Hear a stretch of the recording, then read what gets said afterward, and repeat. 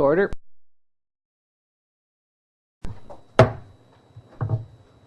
So tonight, first up, we'll have a report from our city planner regarding the amendment to the proposed zoning bylaw number 3377-2015 to introduce a new downtown high-rise zone C6 and to amend downtown development permit area design guidelines. And after we hear from him, we'll have a presentation from the developer, and then I will read a statement of the chair, and then we will call people to come up and speak about the development. So, Mr. Cricket.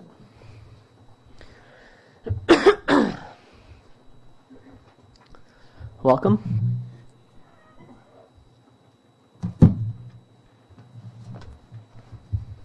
Thank you, Mr. Mayor.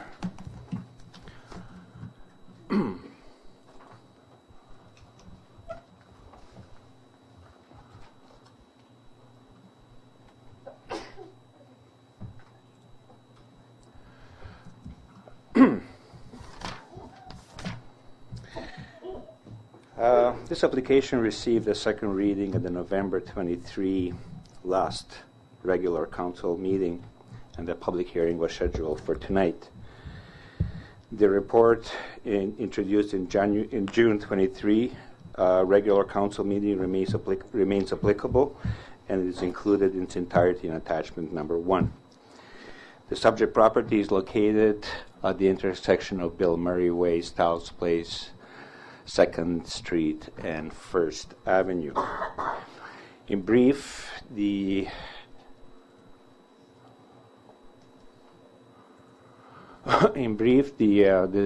zoning amendment bylaw has four actions. Number 1 is to amend the zoning map by introducing the new zone C6, which would be within a context of the lots proposed for development.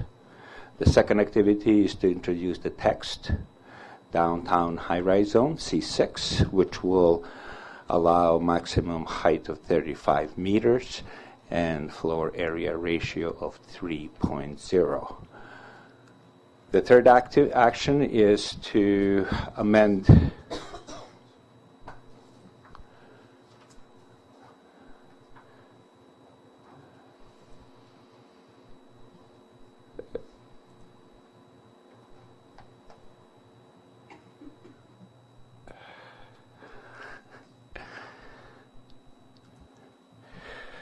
and after all this, I flipped upside down. So why is this thing not working?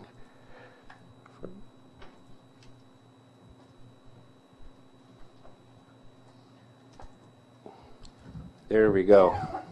The third action is to amend the map 3 in the downtown development design guidelines to introduce a new sector, sector D, which will allow buildings to the maximum heights of 11 stories and 35 meters. The last action is to amend the text in the downtown development permit area design guidelines to provide justification for introduction of this new height in a downtown core. With respect to analysis, the background for analysis is included in attachment 1, and it includes section 6.0 downtown commercial zone, which was the base for the development of the new zone.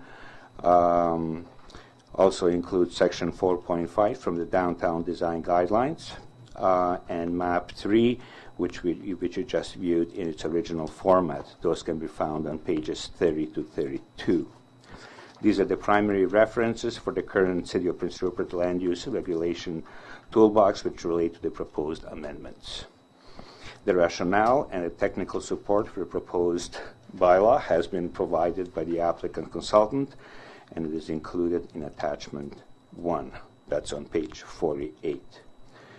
No, page 40. While this may not be a complex application, it does merit effort to identify the main elements as they will affect each other.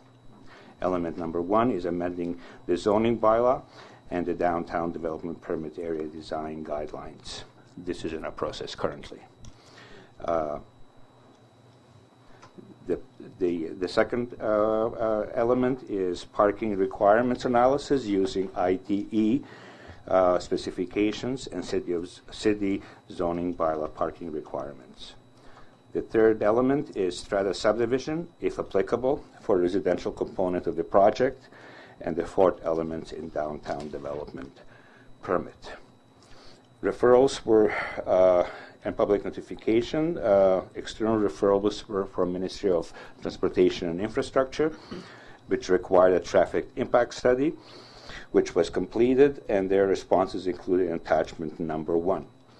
Aside from not requiring a detailed traffic and impact study, MOTI concluded that a detailed study is required, that the detailed parking analysis is required.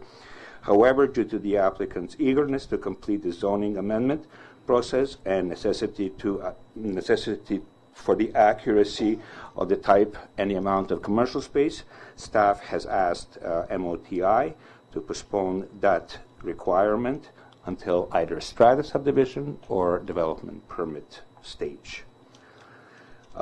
Subject to the above condition being abided by, Ministry of Transportation and Infrastructure has signed off the proposed bylaw number 3077, which is included in attachment number 4 on page 68.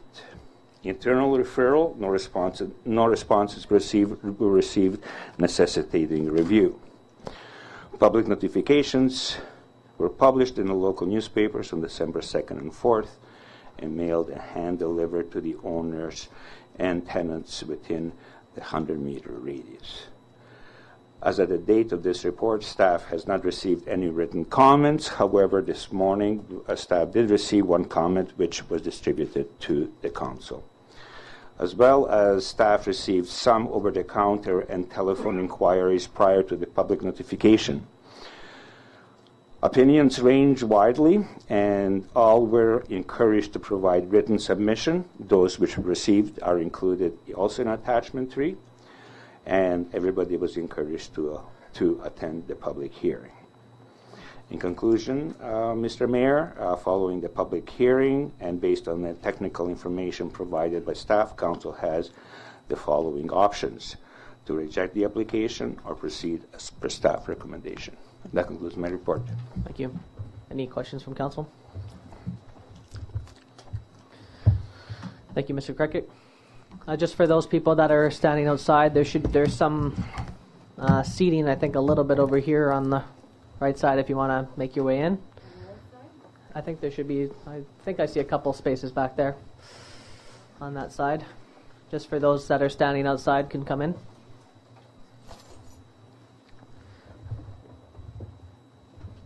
Over on this side, there should be some, I think there's a couple seats over here.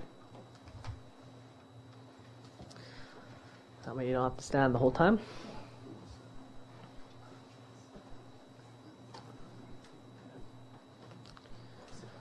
Okay, next I'd like to call up the Swiss Rail Group.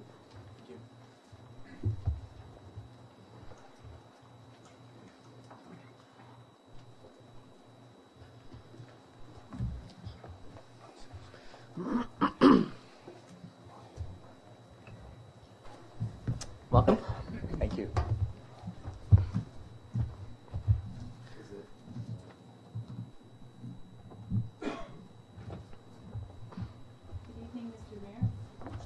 That green button there, yeah. Thank you. Good evening, Mr. Mayor, and very honorable councillors. We're delighted to be here this evening. My name is Cynthia Pide, and my husband Frank and I own the property that Swiss Rail is very enthusiastic about developing on the waterfront. I would like to introduce them, and I would also like to just give you a bit of history of this property. I think I will do the history first, and then I'd like to introduce them following. Frank and I have lived here together for 35 years. Frank grew up here. And when he decided to practice dentistry here, we found it difficult to find very suitable space that had a lot of natural light. And we ended up renting the little clinic that we have been in for almost 35 years, and we soon realized that just having a set of stairs in a clinic was really difficult for senior citizens. It was also difficult for special needs, people that had physical handicaps. So we then endeavored to put in a stair glide. And all of these years, we have just really wanted very much to have a one-floor level dental clinic. And we raised our 3 children, and when we inquired about the property on Bill Murray Drive and were able to purchase it, it was our main ambition to build a dental clinic on it. But we ended up having to buy quite a bit more property than we wanted to. And when our friends and family found out that we actually had purchased this property, we were inundated by requests for us to build condos, especially by senior citizens who were so wanting to vacate their larger homes or even smaller homes, but they were just getting on in age and wanted small condos, and they just found that there was very little available in Prince Rupert.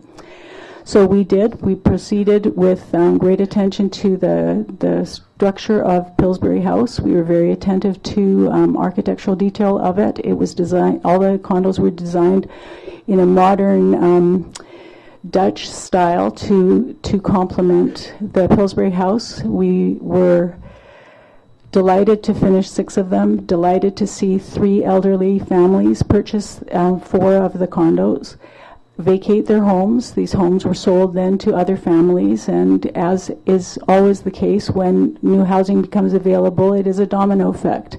The housing that other people vacated was then purchased by young families or whatever. So that went very well, and then our economy turned. And Frank and I just realized at that point for us to continue to build the dental clinic, even if we combined it with condos, was probably beyond our reach financially.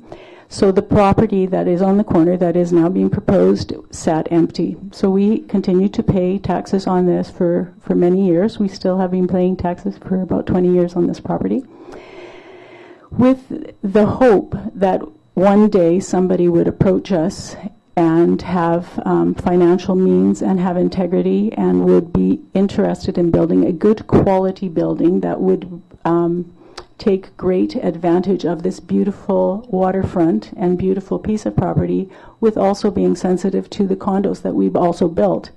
In the meantime, we were approached 4 or 5 times to sell this property, and no one could guarantee us what would be built there. And that concerned us, and we never engaged in any kind of sale because we were concerned that it could be a building that just wouldn't be conducive to the condos that were already in existence. We still really hope to build a dental clinic. Well, years went on. We've had a lot of interest in this property, and for 20 years we have had people approach us, people in wheelchairs, people, senior citizens, professional people that just don't want a house. Why are we not building more condos? And we had the same honest explanation. When we were approached by Swiss Real, it was the first time in 20 years that we had been approached by a company that was interested in building green, was interested in building a condo or condos that were of good quality, and were also willing to engage an architect who was incredibly terrain sensitive to the environment.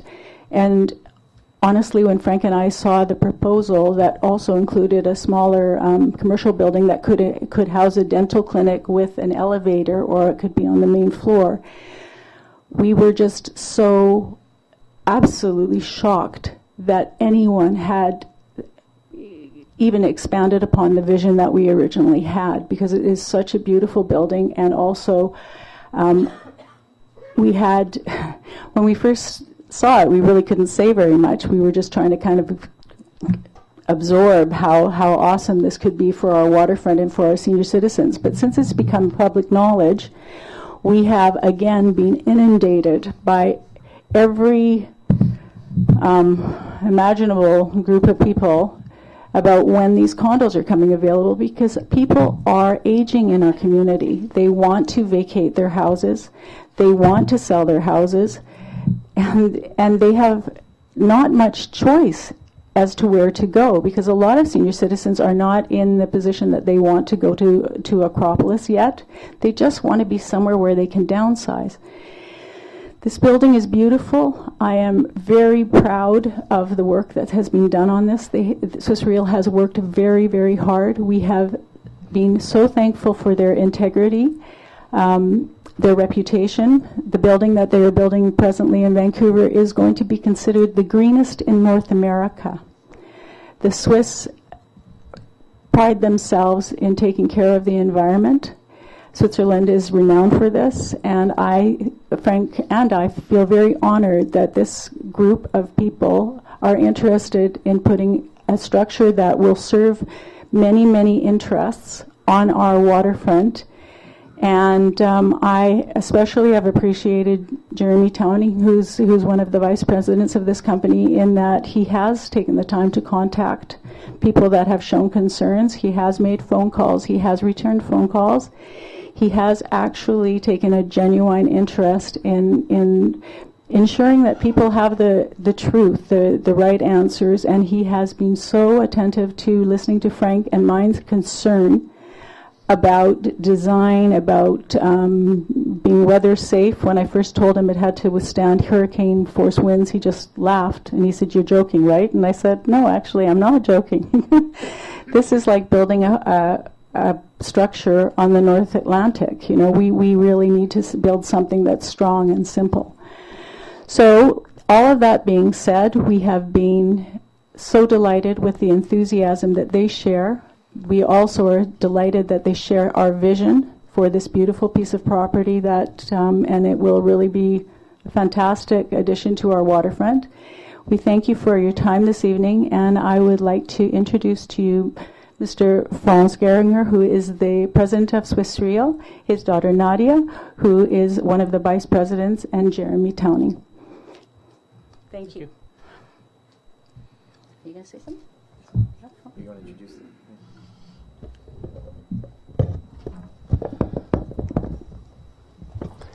I have to get closer to you. Thank you very much, Cynthia, Mr. Mayor, councillors, and visitors. We are very excited to be here tonight. We are also very excited to be partners of the Pites. They are wonderful people, they have local roots, and that's very important for us. It's like growing a tree in nature. A building cannot just be built, it has to fit to the nature. And like this, we had the same vision like the Pites, and also a vision is our mission. Something about Swiss Real. We have been in business for more than 35 years. It's a family business. We are very proud to be involved, everybody from us. Jeremy's the son-in-law. His wife is not here, but she's also working in our company, Rebecca. And Nadia was a banker for 15 years worldwide, and she brings a lot of assets to our corporation. We have been in management, property management and development across the country, especially in BC. We have built one of the first auto malls, or the second auto malls in BC. We have industrial buildings developed. We have condos all across, even in Victoria. And we have in Terrace right now under construction 35 townhomes. And we visited today. It's under construction. In Vancouver, as Cynthia said, we have probably one of the most sustainable buildings in the world. As you know, in Paris was this environment conference where they didn't accomplish much. Canada is in the forefront with the new government, with 1.5 degrees Celsius limit of warming our world. It's very dreadful if we think in future, and you are and we are in one of the most beautiful locations in the world in Prince Rupert. It's a nature, it's a forest, everything what we have. But what we do to the nature is very serious. And that's why we take this also serious, what we want to build here. Our vision is, and was first, we want to have a beautiful design which fits the nature of in this specific location. We want to build quality, sustainability. That's the three major foundations for any development. We have also studied the market, and we know that people have left this beautiful city because there is nothing available for a standard condo. They have to move to the islands or they move to Vancouver. And that's why we know that there is a good demand for condos. You can also build 2 houses for $1 million. But this doesn't bring what we want to do. We want to give the opportunity to many people to live on the waterfront. And also one of the dreams from Pites, a medical building for dentists and medical doctors, is important. And some retail, because there will be many seniors which have not to walk far from this location. In final sense, I think what is important for any community, we want to create jobs. This will bring money to our city. It's creating income. It's creating more income for individuals because we create jobs, and also for the city. Property taxes right now are $22,000. If you have 80 contributors for this, it will be tenfold the income. And I think that's important for everybody who has some concerns. You have to look at all views. Thank you very much, Mr. Mayor. Thank you. I can just quickly go over, I don't know if you want to go over some of the drawings, just quickly? Sure. Yeah? Okay. So the proposed development has 2 buildings. The one on the left is the medical building, the one on the right is an 8-story condominium. Located right near the water.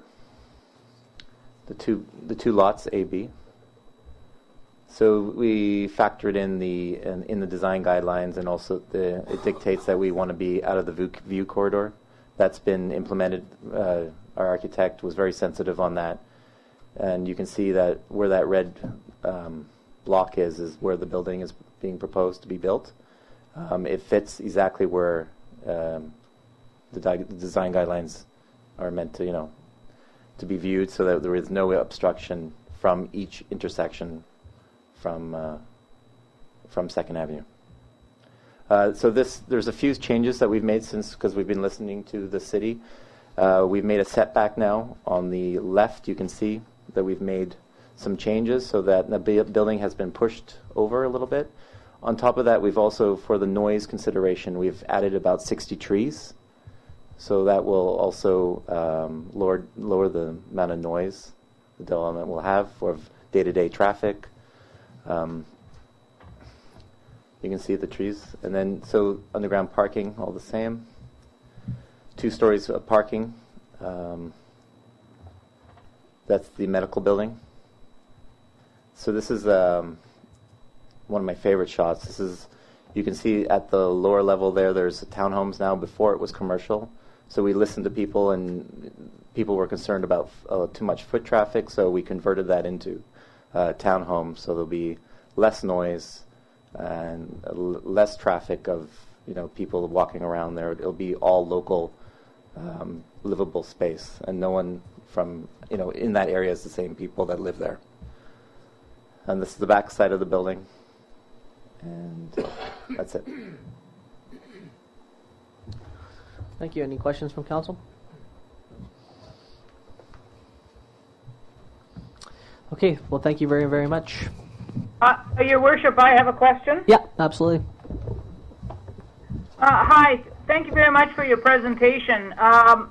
I was wondering if you had any consideration of having some affordable housing units in your smaller retail building. No,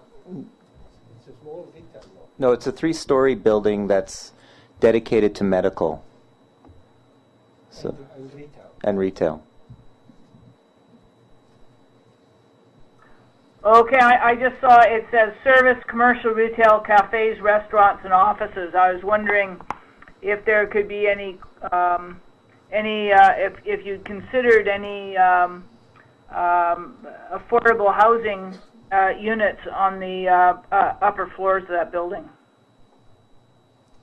No, we did not consider it. Okay, that's all the questions I have. Thanks. Great. Thank you very much. Okay, next we'll move on to the public hearing. I'm going to first read a statement from the chair.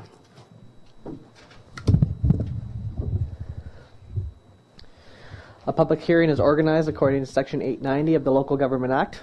Tonight's public hearing involves a proposed zoning amendment bylaw number 3377, 2015, to introduce a new downtown high-rise zone, C6, and to amend downtown development permit area design guidelines accordingly at Bill Murray Way.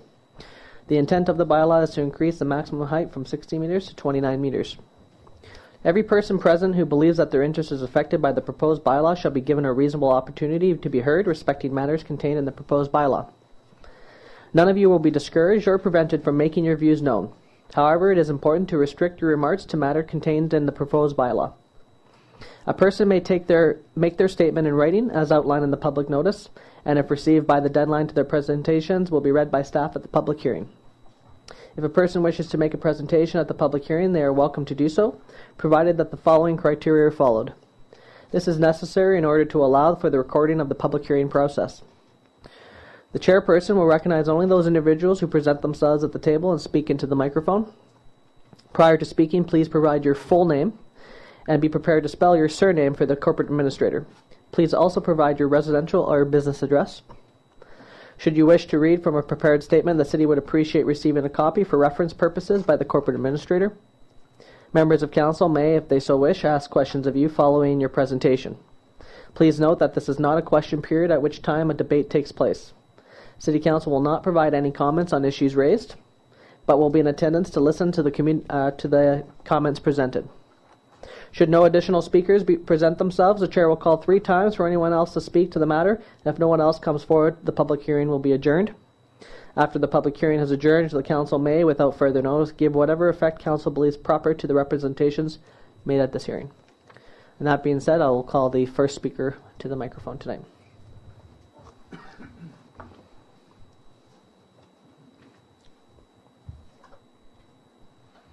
Welcome.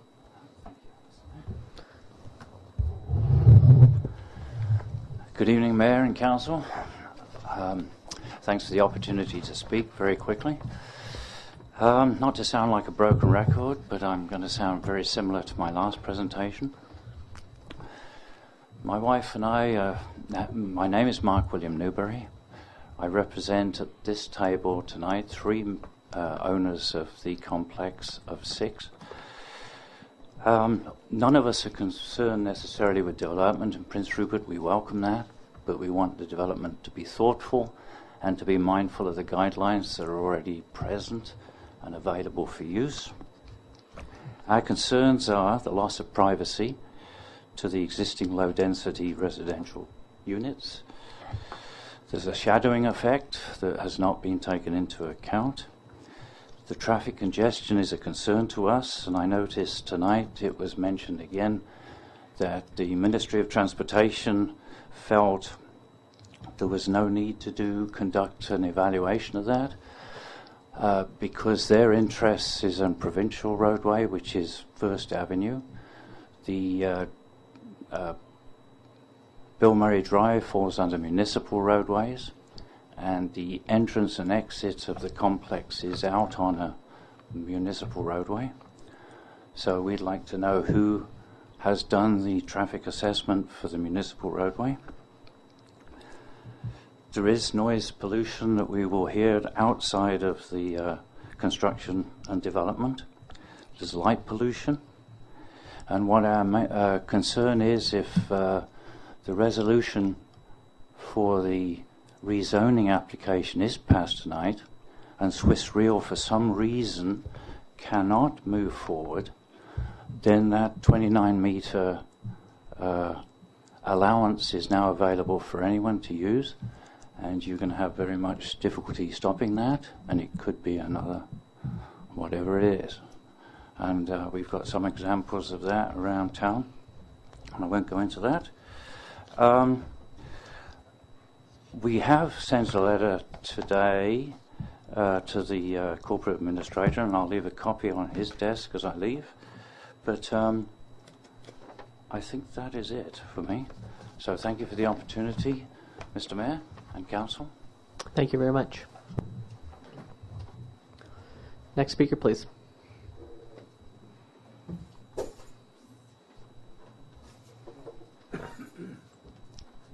Welcome. Good evening, Mayor and Council. My name is Lisa Collins. I manage Harborside Apartments, which has 64 apartments downtown with 64 parking spaces on the lower level.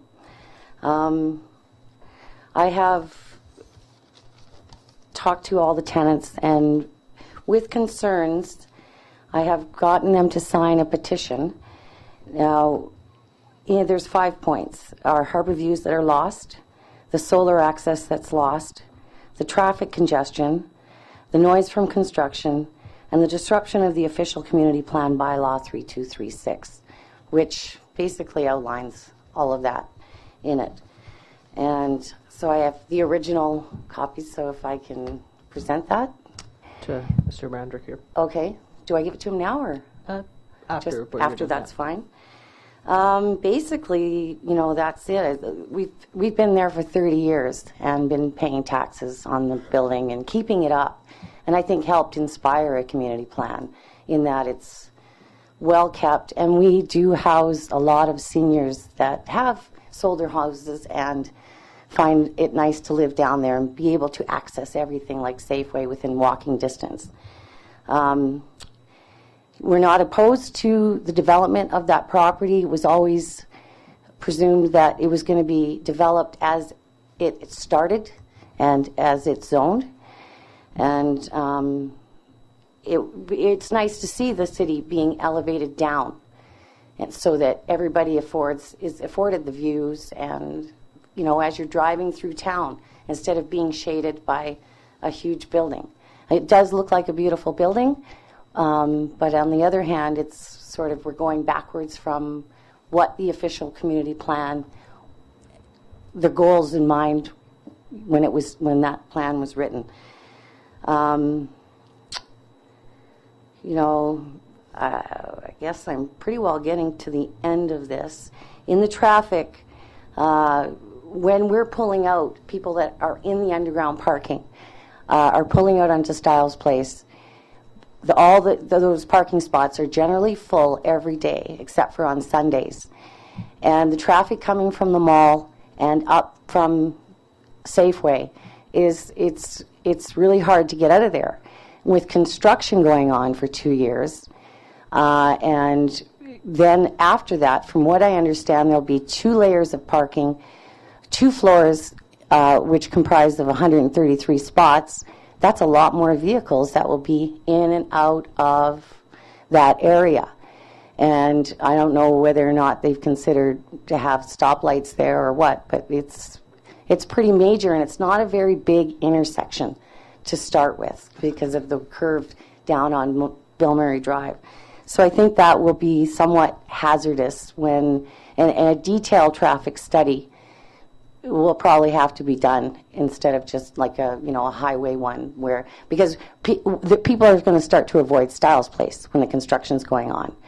And when Safeway was being built, they were driving piles for quite a long time because they realized just how deep they had to go. So that noise from that construction is going to, cause a lot of people to lose their peace that we have down there now. It's a lovely area, and it would be nice to see it develop the way it was intended to be developed. I have the Marine Coast pilots staying on that end of the building, and I have a letter from one of them, and I also have a couple of signatures from them as well. You know, how much they appreciate being where they are, and, you know, so I will present that as well. And, yeah, I guess that's about it as far as everything that I have to say. And I just hope that, once again, Council honors the existing community bylaw that's in place. I believe it's 3236. It's on here anyways, so. Yeah, and thank you very much for the opportunity to speak, and I will deliver these letters over here. Thank you very much. Next speaker, please.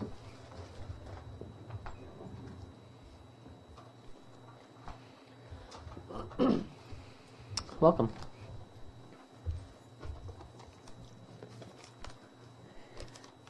Good evening, and thank you very much for this opportunity. My name is Andre Flossette, and I live on 4th Avenue East. My main concern with the building is its height. Everyone who lives in a city, anywhere, has to live with zoning bylaws. And I fully support developments within our community, but I really find that this particular one, because of the height and its location, I think is inappropriate. There are many examples of communities who've maintained their height restrictions. Some of them, for example, is Kitsilano. Victoria is another one. And then I can also throw in like Paris and Sydney, Australia. They've all maintained a low structure within their downtown core. This has made their communities very desirable places to live because of that, because they had a community plan, they had a community vision of how their city would look. I feel that if you allow this one change, a major change within our community plan and also our zoning bylaws, that this would create basically a chain reaction of requests to come in, and especially along the harbor side, because obviously, let's face it, it is a much desired area to build. I believe our city should maintain its community plan. I think that was, we took many years to develop it, and I think we should maintain it, especially basically for the benefit of all the citizens here in town. Once again, I'm not opposed to any development. I just think that the height in this particular position, I think, should not be allowed. There are other places within town that same idea could be built, using the higher heights. Thank you very much. Thank you. Councillor Cunningham? What height restriction would you be pleased with here? Well, I like my personal opinion, I'd rather see it maintained what we already have down there. Aside from the Highliner, that was an odd one out. But I believe right now, if I have this correct, it's 4 stories. Is that the correct right now? That is what I'd like to see above the from the street up. This doesn't include going down into the hole. So you could maybe fudge that to 5, but I don't think any more than that, because then you're going to interfere with the whole sight line of the community. And right now, this building is going to be approximately the same height as the crest when it's built. Exactly, and that to me is much too high. Because when you think of it, when you're looking at from pedestrians or from other parts of the city, when you're looking, that's a huge part of the skyline that's going to be blocked. And if that one building goes in, it just lets it open for everybody else. Curious, if you go 5 stories there, you've still got a restriction of height as you're mentioning it, and you would be higher than a Harborview Apartments right now by at least one, possibly 2 stories. I think it's 1 story if you go 5, isn't it? Well, you were saying you'd be acceptable up to 5. And that's pushing my parameters, Barry. So, but you know, these type of developments are much needed within the community. Absolutely no problem there. I just find we're getting so restricted on our use of our harbor as it is, not from the city, granted, but from CN and the port, and now to actually now have as well as a visual restriction that the city can control. Thank you. Okay, thank you very much. Thank you very much. Okay, next speaker, please.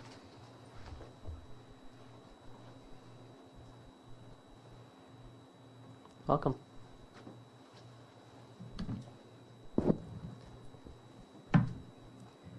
Thank you for allowing me to come up here tonight and speak. My name is Patrika McAvoy.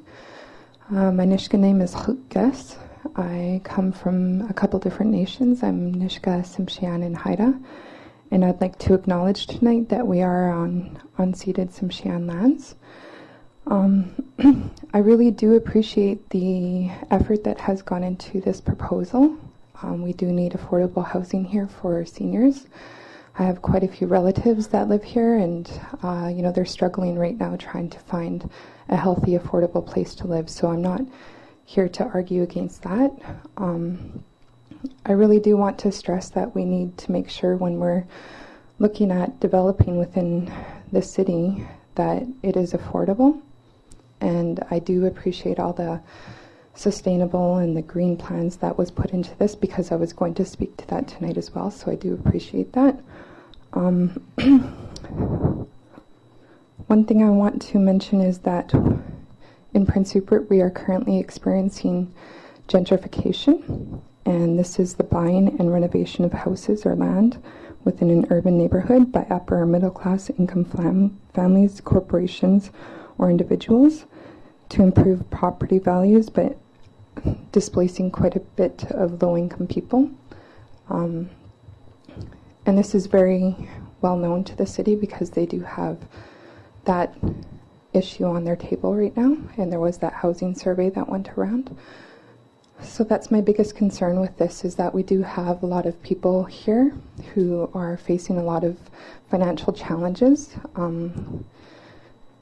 With what our city is also going through, we are also looking at the income desperation, where you have people who are unable to afford the cost of living because our rent has skyrocketed here. So for me, that's a concern. You know, I've heard of about maybe 10 to 15 people within the past month becoming homeless, having to seek out social services to sustain themselves.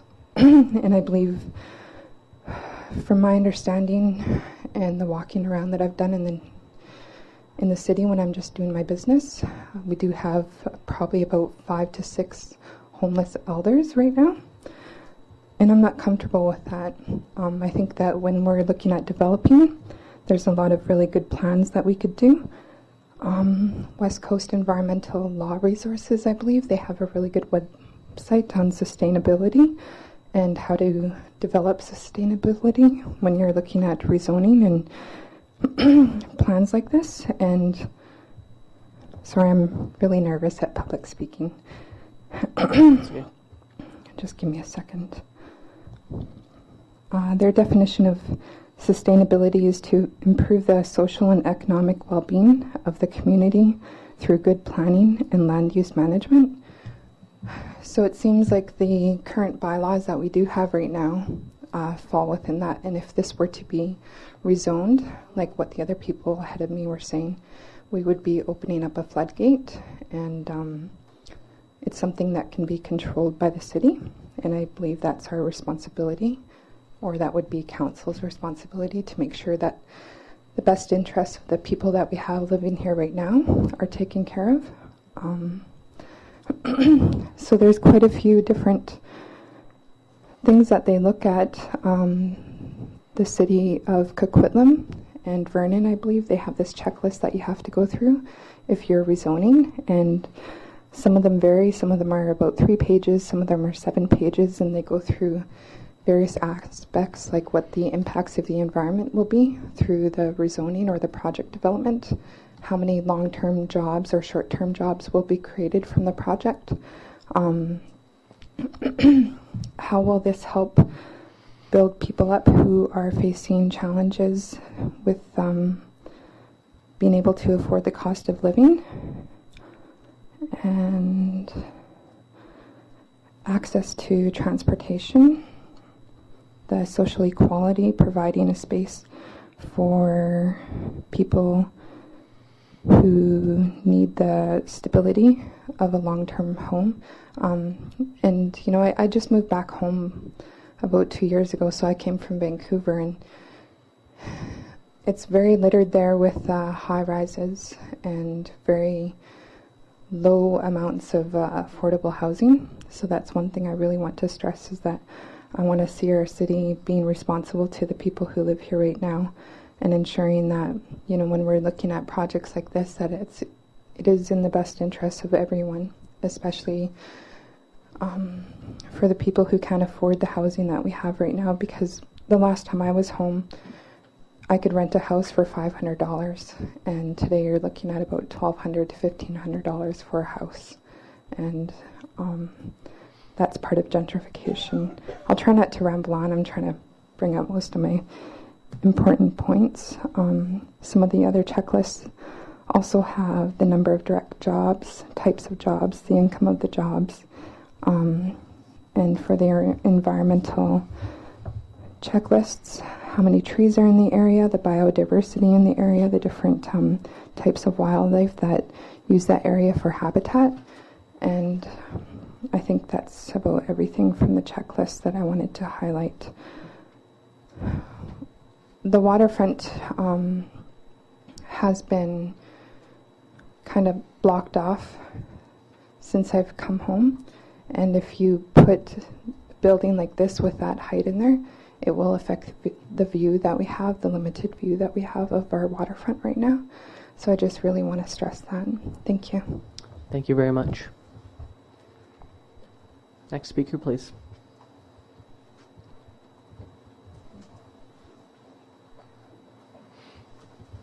Welcome.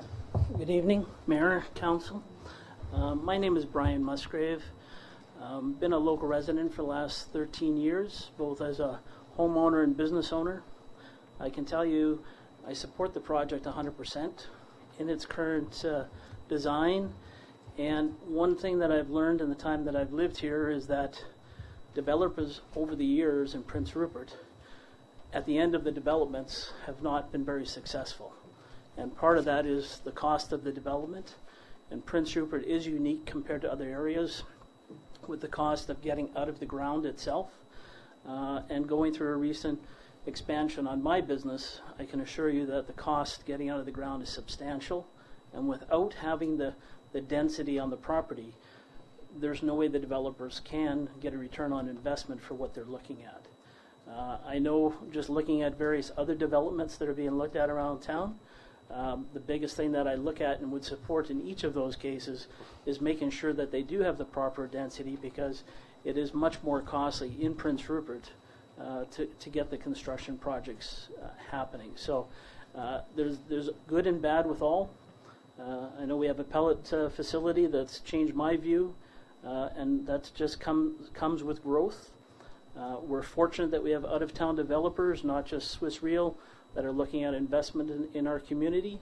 And I think it's important that we're thankful for them to come in and look at those opportunities, especially when a lot of them are, say, maybe not knowledgeable on the whole aspects of, like I say, what some of those true costs are getting out of the ground. So, like I say, we don't want to see a project fail part way because of some of those costs. So I think it's important that if we try to minimize the height on the facility, you're either going to do one of two things. You're going to have a project that may fail part way once those initial costs are coming up, or just not happen at all. And we can't afford not to have a project like this to proceed. not just for people for the availability of the condos, but also to attract new people to our community. So I say, in general, I think there's more positives than the negatives that's there. And as a local citizen, I see that we have elected a mayor and council and take a look at all the opportunities that exist, take a look at the pros and cons, and hopefully decide in favor of the project. Thank you. Thank you. Next speaker, please.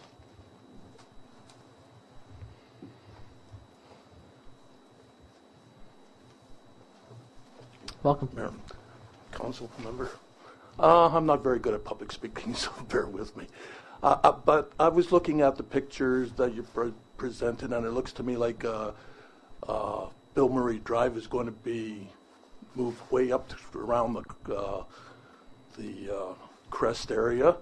The congestion, traffic congestion, is going to be murder for the next couple of years. You have a fire department that uses that way to get out to your calls. With the construction and everything like this, it's going to present a small problem, if not a major one, with all the construction and the trucks and everything else. And like Ms. Collins said about the coming out of the apartments which I live in, sometimes it's murder with the traffic going. And my concern is with the traffic, the people, and everything else, it's going to present a problem if you haven't looked at it. So basically that's all I have to say is it's a nice building, but I just don't think it should be that big either. Thank you. That's my concern. Could you maybe just state your name for the court? My name's Robert Bennett. I used to be a firefighter here for 30 years. Great. So, thank you very much. Next speaker, please.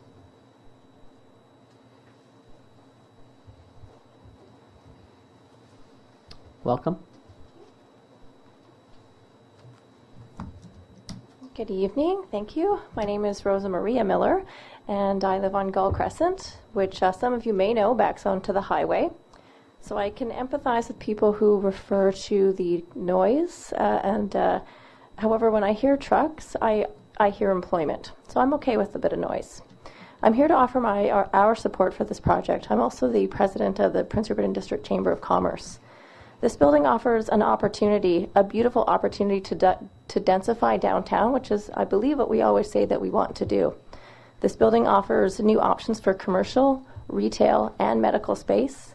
This building also offers options for people who want to remain in Prince Rupert, as Mrs. Pyde stated, who can't handle living in their homes anymore, who aren't able to maintain a large home, who maybe don't want to maintain a large home. I would love to live here when I retire, but I certainly do not want to watch my husband cut the lawn. It's time for us to embrace change in Prince Rupert. We have to start saying yes and how and stop saying no, because eventually people will stop asking and they will stop coming. Prince Rupert is open for business, and this building is a powerful and positive display of that. Thank you. Thank you. Next speaker, please.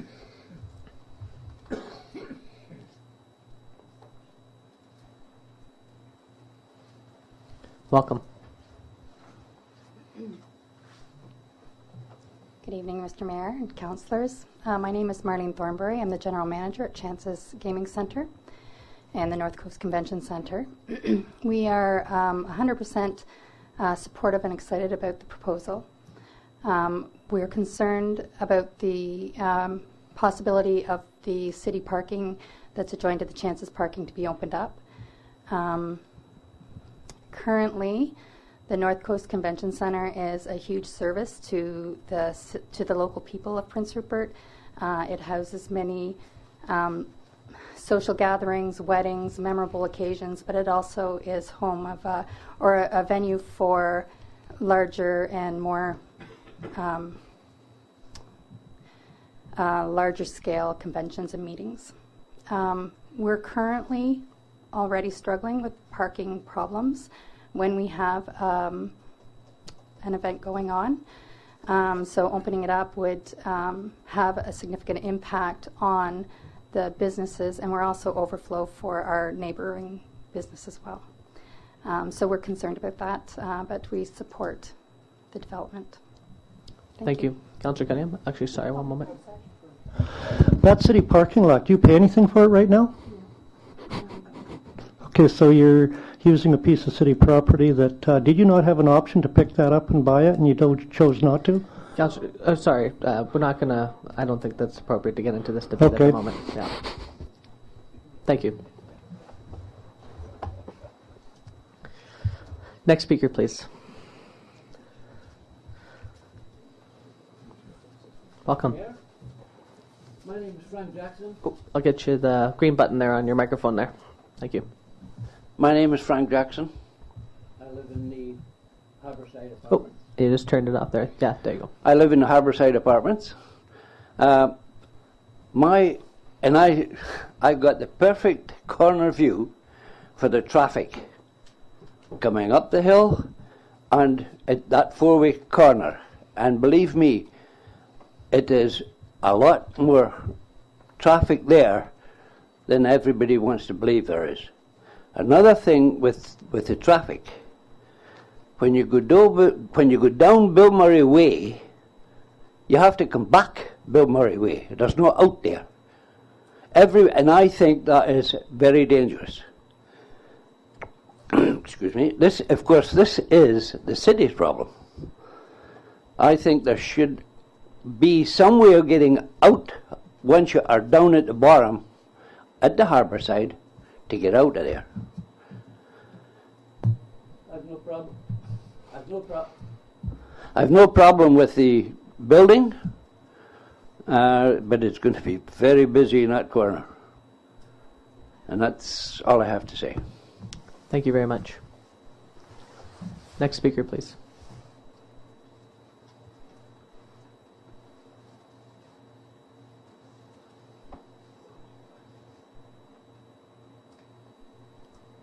Okay, I'll call a second time for the next speaker.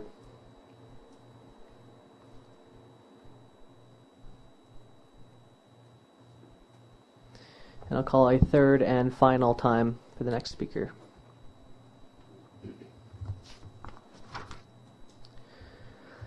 Okay, seeing that there are no one else coming to the table here, what I'd like to do is maybe a motion to adjourn the public hearing, as well as have a 5-minute recess before the regular council meeting. Moved by Councillor Randhawa, seconded by Councillor Moreau. All those in favor? Motion adjourned. We'll be back for the regular meeting in 5 minutes.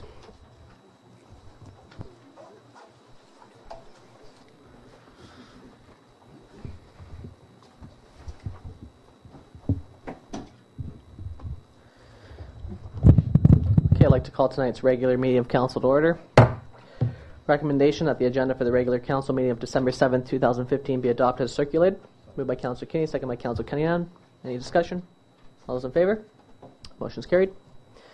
Item 3A, recommendation that the minutes of the special council meeting of November 23rd, 2015 be adopted. Moved by Councillor Randhawa, second by Councillor Moreau. Any discussion? All those in favor? Motion's carried. Item 3B, recommendation that the minutes of the regular council meeting of November 23rd, 2015 be adopted. Moved by Councillor Randhawa, second by Councillor Cunningham. All those in favor? Motion's carried. Item 3C, recommendation that the minutes of the committee of the whole meeting of November 23rd, 2015 be received. Moved by Councillor Kinney, second by Councillor Cunningham. All those in favor? Motion's carried. First up, we have a recommendation that council receives the Chief Financial Officer's report for October 2015 for information purposes. Moved by Councillor Cunningham, second by Councillor Nish. Any discussion? All those in favor? Motion's carried. Item 6B, a report from the Chief Financial Officer regarding the 2016 financial capital works and purchases. Did you have a... Yeah. So the recommendation is that council approve by resolution the proposed schedules of capital works and capital purchases so that the city staff can begin to plan and organize for their acquisition and construction in the 2016 fiscal period. That was moved by Councillor Kinney, second by Councillor Nish. Did you have any comments to add to that? I have a point of order, Your Worship. It's Joy Thorkelson on the telephone here. Okay. I was wondering if we're going to do petitions and delegations, because I understand that there's supposed to be a presentation today, and I was wondering, I want to recuse myself when that occurs, and I thought that would be under petitions and delegations. We actually have that under 10A, correspondence for action. So you're going to have a delegation at that time? Yes. Okay. Thank you. Okay, so did you have anything to add to that? Well, I can speak to the report for the benefit of the public. Staff has prepared the schedule of capital works and capital purchases for the 2016 fiscal period for approval by resolution to provide the time required to tender projects and design requirements for works to be scheduled and performed throughout the year. Many of the projects planned for 2016 are funded out of utility revenues, appropriated surplus, reserves, dividends, and property taxation. It is expected, based on the preliminary budget for 2016 and no change to services, that the mill rate increase will be approximately 2% in order to fund needed capital repairs and items for continued city operations. Some notable projects to be undertaken in 2016 are as follows. The first stage of the Waterworks project is to begin in 2016 with the construction of an access road to the Woodworth Dam and the lowering of the supply line below ground to protect it from slides and wind-blown trees. This project is to be funded through a dividend from Prince Rupert Legacy Inc. and the Build Canada Fund, which was announced in the summer of 2015. The Cane Island dock for the Digby Island Airport ferry requires repairs to maintain flotation. Also, our community has a number of stacked rock retaining walls holding up the road network that will require near rebuilds, and the 2nd Avenue Bridge will need the same bridge deck maintenance as the 6th Avenue Bridge did in the summer of 2014. Council's approval by resolution of the proposed capital works and purchases will enable city staff to facilitate the timely acquisition and organization of the planned 2016 projects. Any questions? Okay, yes, I have a question. This is the financial plan, capital works and purchases. Am I on the correct agenda item? It's a little bit hard to hear. Yes, you are. Okay, I was wondering, in the report, on page 15 of the package, it says that the property tax mill rate increase will be approximately 2%. Is that the mill rate, or is that mill rate is the multiplier that we have to multiply the multiplier that we need to divide the property taxes amongst the houses that are in Prince Rupert, or the buildings that are in Prince Rupert? It's just a multiplier. So are we talking about increasing the multiplier by 2% or increasing taxes by 2%? It's the multiplier. It's the mill rate. And so what will that mean in the way of a tax increase? How does that work out, Ms. Bauman? If everything were about the same, the multiplier would, so if the multiplier is 10, which it's not, but if it's 10, it would increase by 2% of that. So it would be 10.02. Does that make any sense, Councillor Thorkelson? Yeah, I understand how the multiplier goes up, but what impact is that on the taxes? Is that a 2% increase on taxes? Yes, that's exactly what it is. The 2% increase on taxes is a 2% increase on the multiplier. Okay, any other further discussion? Okay, the motion's on the floor. All those in favor? Any opposed? Motion's carried. Item 6C, report from the Chief Financial Officer regarding the 2016 Community Enhancement Grants. So, did you want to speak to the recommendation? Well, either way, the recommendation is the Council caps the amount of Community Enhancement Grants for $850,000, and that Council directs staff as the allocation of the recommended sum amongst the applicants. I can speak to the report first. So each year Council has the discretion to approve community enhancement grants to assist local organizations that provide services to the community. Applications received by the deadline for the 2016 community enhancement grants have been included in this year's report for consideration. It is expected that the City's 2016 operating fund revenues will remain relatively the same compared to 2015. Cost pressures expected are general inflation increases and negotiated wage increases. As mentioned in my previously presented report, it is anticipated that the mill rate will need to increase by approximately 2% to cover capital needs for city operations. So the Finance Department is making every effort to keep any tax rate increases to a minimum. To achieve this, a balanced approach to the community enhancement grants is recommended, whereby the 2016 grants are reduced in order to offset the current projected tax increase. Therefore, staff recommends capping the amount allocated to awarded recipients to $850,000. By doing this, any known preliminary mill rate increase can be eliminated. So the 2% mill rate increase I presented in my previous report could be eliminated if we were to cap it at $850,000. Again, this is a very preliminary budget. Staff requests direction as the recipients and the amounts to be awarded, so the city can proceed through the process of allocating the community enhancement grants. Comments from council? Councilor Morrow? I'd like to make a motion tweaking a little bit what staff have recommended, and once I make the motion, if it's seconded, then I'd like to speak to it.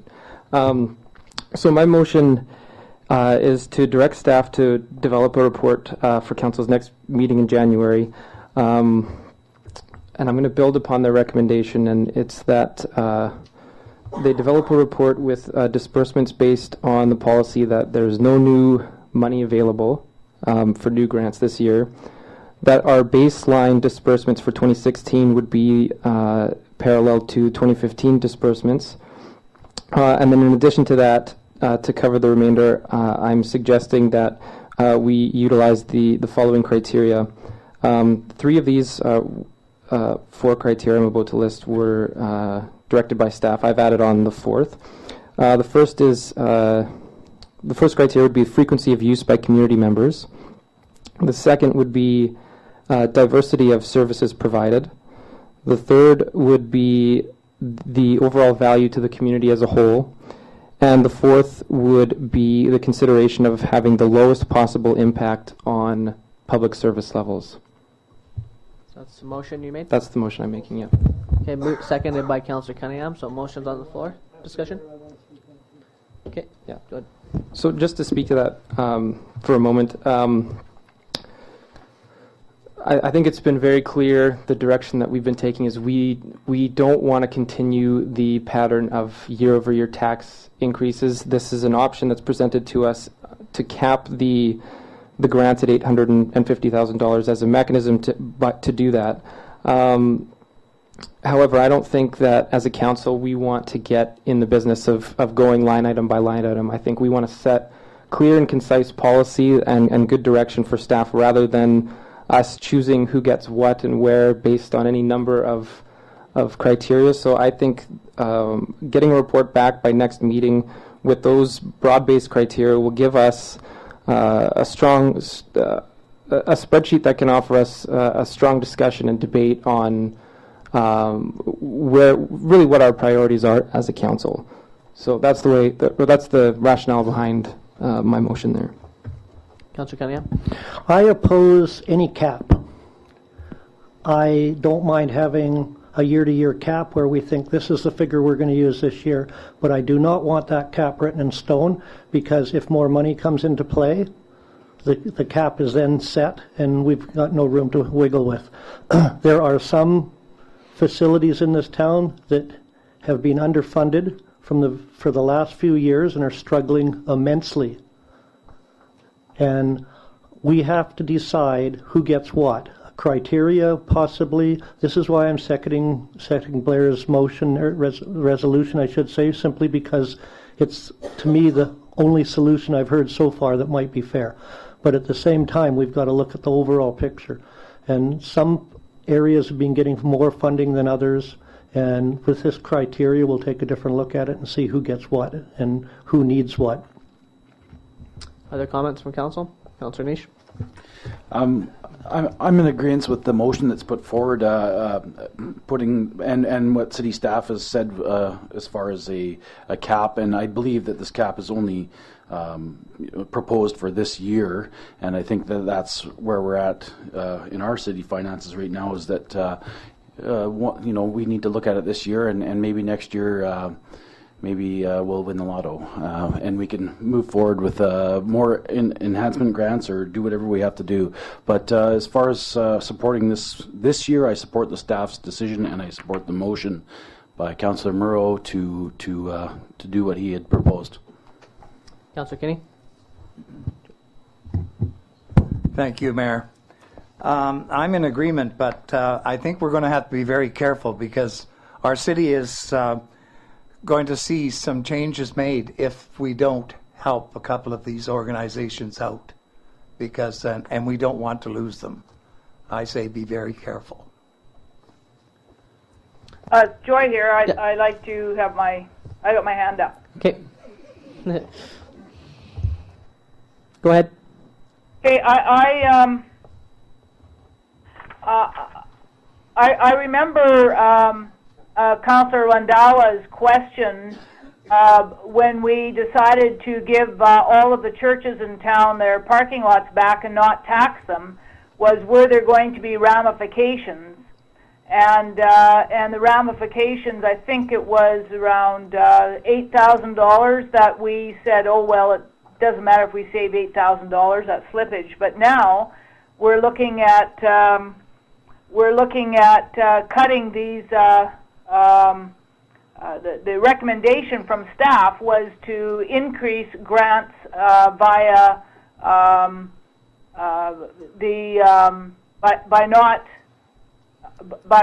by giving people tax breaks. So some people got tax breaks, and now we're having to cut our community partners. So I am, I noticed that some that we are having a rough time with this budget because we are cutting some. We're not doing it all at the same time, so we're cutting some things, and then we're giving other people the benefit of tax cuts, or instead of. And now what we are doing is we are having to short some of our community partners. So I don't agree with Blair's recommendation on coming up with those criteria, because I think that's our job, is to look at the frequency of use. All of these have given us all of the big five anyway have given us the frequency of use. We certainly know their diversity. We certainly know their overall value to the community. And I'm not interested in what staff viewpoint is. I'm interested in what council's viewpoint is on those four criteria that Blair brought forward.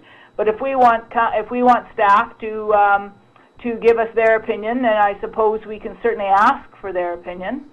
And so I think that it is disgraceful that we're talking about funding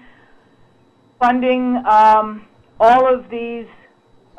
So this is the Museum, Community Arts Council, the Halloween Fest, the Arts Society, the Library, special events, Wildlife Shelter, and the Tourism and Information Visitor Center. We're talking about cutting them by $36,000 in order to make up for some other decisions we've made that where we spent more money than we did last year. So I am suggesting that cutting it by $36,000 over last year is a cut. And how are these organizations, the library, the Performing Arts Center, the Halloween Fest, which hasn't asked for any more money but will obviously have to be cut. So we're asking to cut these partners, and then we're going to wonder why our town isn't as attractive as our services go down. So anyway, I'm opposed to this resolution for those reasons. I think that what we should be doing is taking last year and covering it with a 2% increase, and over last year, so $886,000, which was a cut well down from the millions in past year, over $1 million in past budgets. And so we're cutting it down to $886 is what we spent last year. Give the ones that need an increase an increase of just over 2%, or two. I was going to suggest that we do some figuring and we come up with a 2% increase for some of those organizations that have asked us for an increase to cover their budget. So anyway, that's my 2 cents worth. Thank you. Councillor Randhawa. Thank you, Mr. Mayor. Yeah, we all understand these all organizations doing great job, and we know they all struggling. But on the other hand, our taxpayers, they already paying higher taxes, and they are not in a position to raise any more taxes, especially after canning shut down. So I'm in favor of this motion, but I'm not in favor of the capping for forever. If we get some extra money, we should give them more. Okay. Any further discussion? Councillor Nish. I just wanted to ask staff if this was the way this is written. Is it's only proposed for 1 year, I believe. That's correct. Okay, so hearing no other discussion, call question. Okay, all those in favor? Any opposed? I'm opposed. Motion's carried. I'd like my opposition recorded, please. Duly noted. Okay, Next up, 6D is a report from the city planner regarding the application for development variance permit number DP 1525 for 724 8th Avenue East.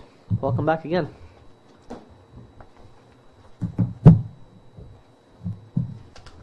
And again, thank you, Mr. Mayor.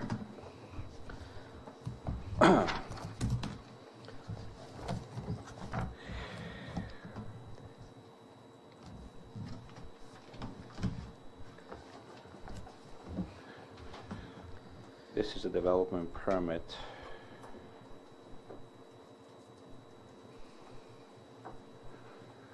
for the property which is located, development variance permit for the property which is located at 724 8th Avenue East. It is highlighted in red. For the purpose of reducing front property setback. At the November 23, 2015 last regular council meeting, council approved public notification which was hand-delivered within 150 feet radius, which is noted with this red line. The property is located in a residential area, zone R2, zoned R2. It is to reduce the minimum front yard setback from 3.6 meters to 0.9 meters. That would look something along the lines of the first post on this picture here. Staff is of the opinion that the proposed addition will have minimum impact on the form and character of the dwelling and will not adversely affect the neighborhood. As of the date of this report, and in fact, as at 4 o'clock this afternoon, we did not receive any comments. And in conclusion, Mr. Mayor, there is, without objection, there is nothing that prevents the council from proceeding and approving this application. Thank you. Councillor Kinney moves the recommendation that development variance permit number DP 1525 for 724 8th Avenue East proceeds to final consideration. Moved by Councillor Kinney, second by Councillor Nish. Any discussion? Just question. I see, I drive by there today. There's a railing in front of the house in the curb. So that will affect anything or no? No, the railing is actually maybe the other picture. Let me show it. You mean this railing right here? No. So the extension is actually going to be approximately from half the window, only to the first post here. So it's not going to affect anything. Any further discussion? Councillor Morrow? No, thank you, Mr. Chair. I just have a quick question for the city manager. I'm just wondering, is there a way for us to empower staff to approve these sorts of variances without council approval, where it's of minimum dollar value. It's not going to substantially change or alter the form of the house or the neighborhood. I feel like it could save a lot of time and energy if we were somehow able to update our policies to reflect that. Yeah, there is an ability to delegate more power to the staff under the bylaw if council's interested in that. Mr. Planner, do you remember what the limiting criteria is? Well, you already have that. You have given the authority for development permits to the city staff planner to the value of $100,000.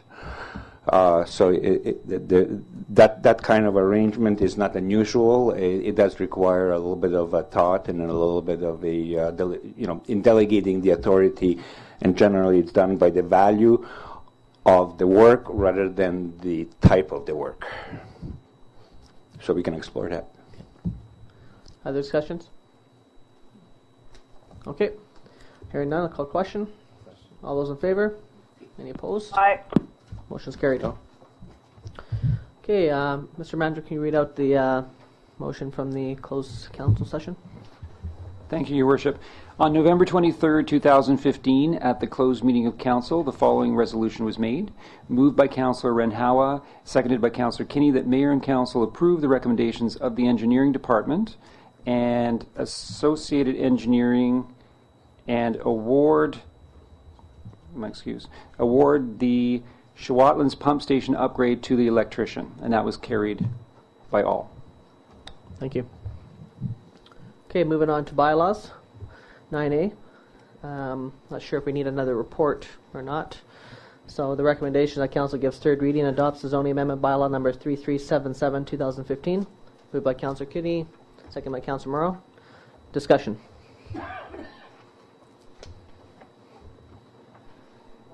Some of the traffic concerns that were raised tonight could be alleviated by a light at 2nd and Bill Murray Way. That would be a question for staff. We did not dwell on the traffic lights. It's something that would require some analysis.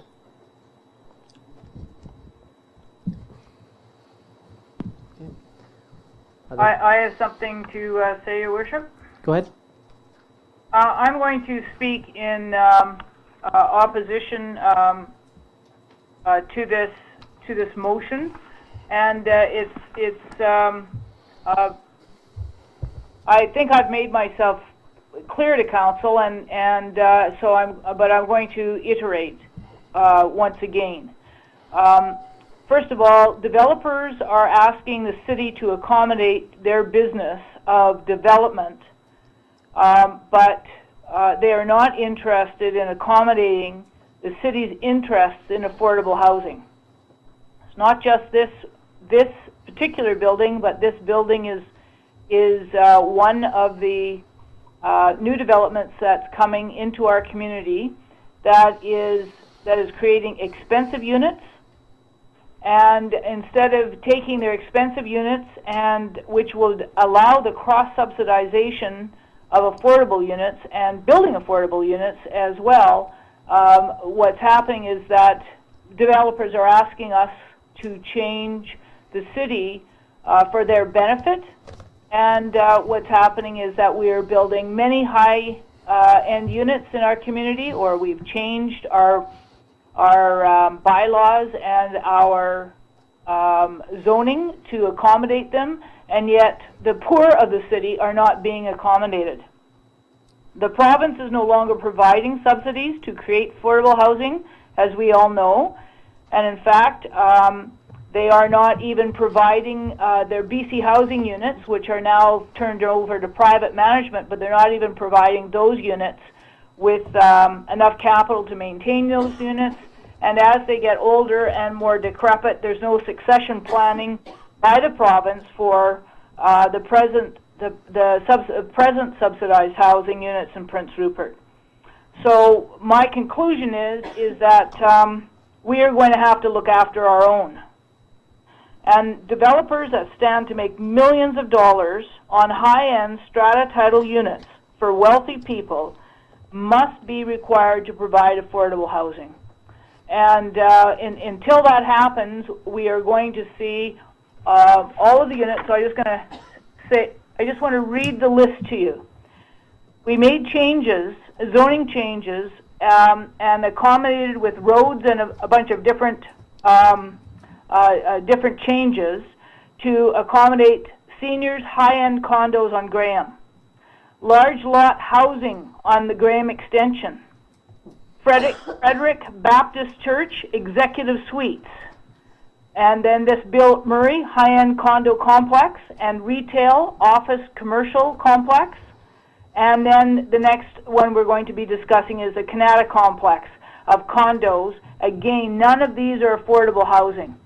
So I am standing in opposition to this complex primarily because the developers have chosen not to consider affordable housing and cross-subsidization, taking a bit of the wealth that the housing project is going to create for them and ensuring that people who need affordable housing in this community will have new affordable housing. Okay, so we got Councillor Cunningham, Nish, Moreau, and then Randhawa. I tend to agree with Joy on certain points, but I think it's up to the city to decide how we're going to extract money from these developments. Some areas like Sechelt have a density bonus plan where if you're going to change zoning, the density change, so much money goes into a kitty, and they can either, it's usually around 20% from what I understand. I've been phoning around and finding out about this. So when there's a change in density, 20% of that density either goes into affordable housing or it goes into a cash pot, which is used for affordable housing. And there's other plans out there like that. You know, like we've got developers coming to town. I agree they want to maximize their investments to the point where I think it's ridiculous almost, but us as council have to sit here and decide who's genuine and who isn't, who's here to speculate and who's here to actually develop in the community. You know, I think that's our job here to do that, and I think it's also our job to find ways to extract money from developments that can go into affordable housing in one way or another. It's not necessarily our job to force contractors to do it or developers to do it, but there's other ways of getting them to involuntarily give up money. Councillor Nish? I've got a few points to say about this. First of all, we all know we have a housing crunch in this town, and one way of alleviating housing crunches is actually building developments.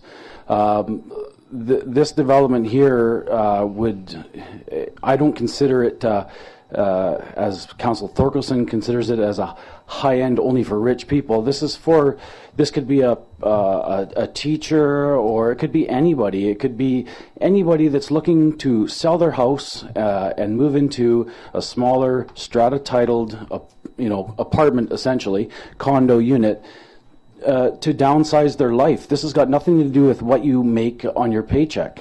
This isn't a rental unit. This is, in my eyes, is how you alleviate problems. Right now, I've looked on MLS the other day. I monitor the housing, and right now we have 88 houses for sale in this town, and that's not very much. The more houses you build, the more apartments you build, the more places you build will in turn domino effect to all the people who are looking for somewhere to live.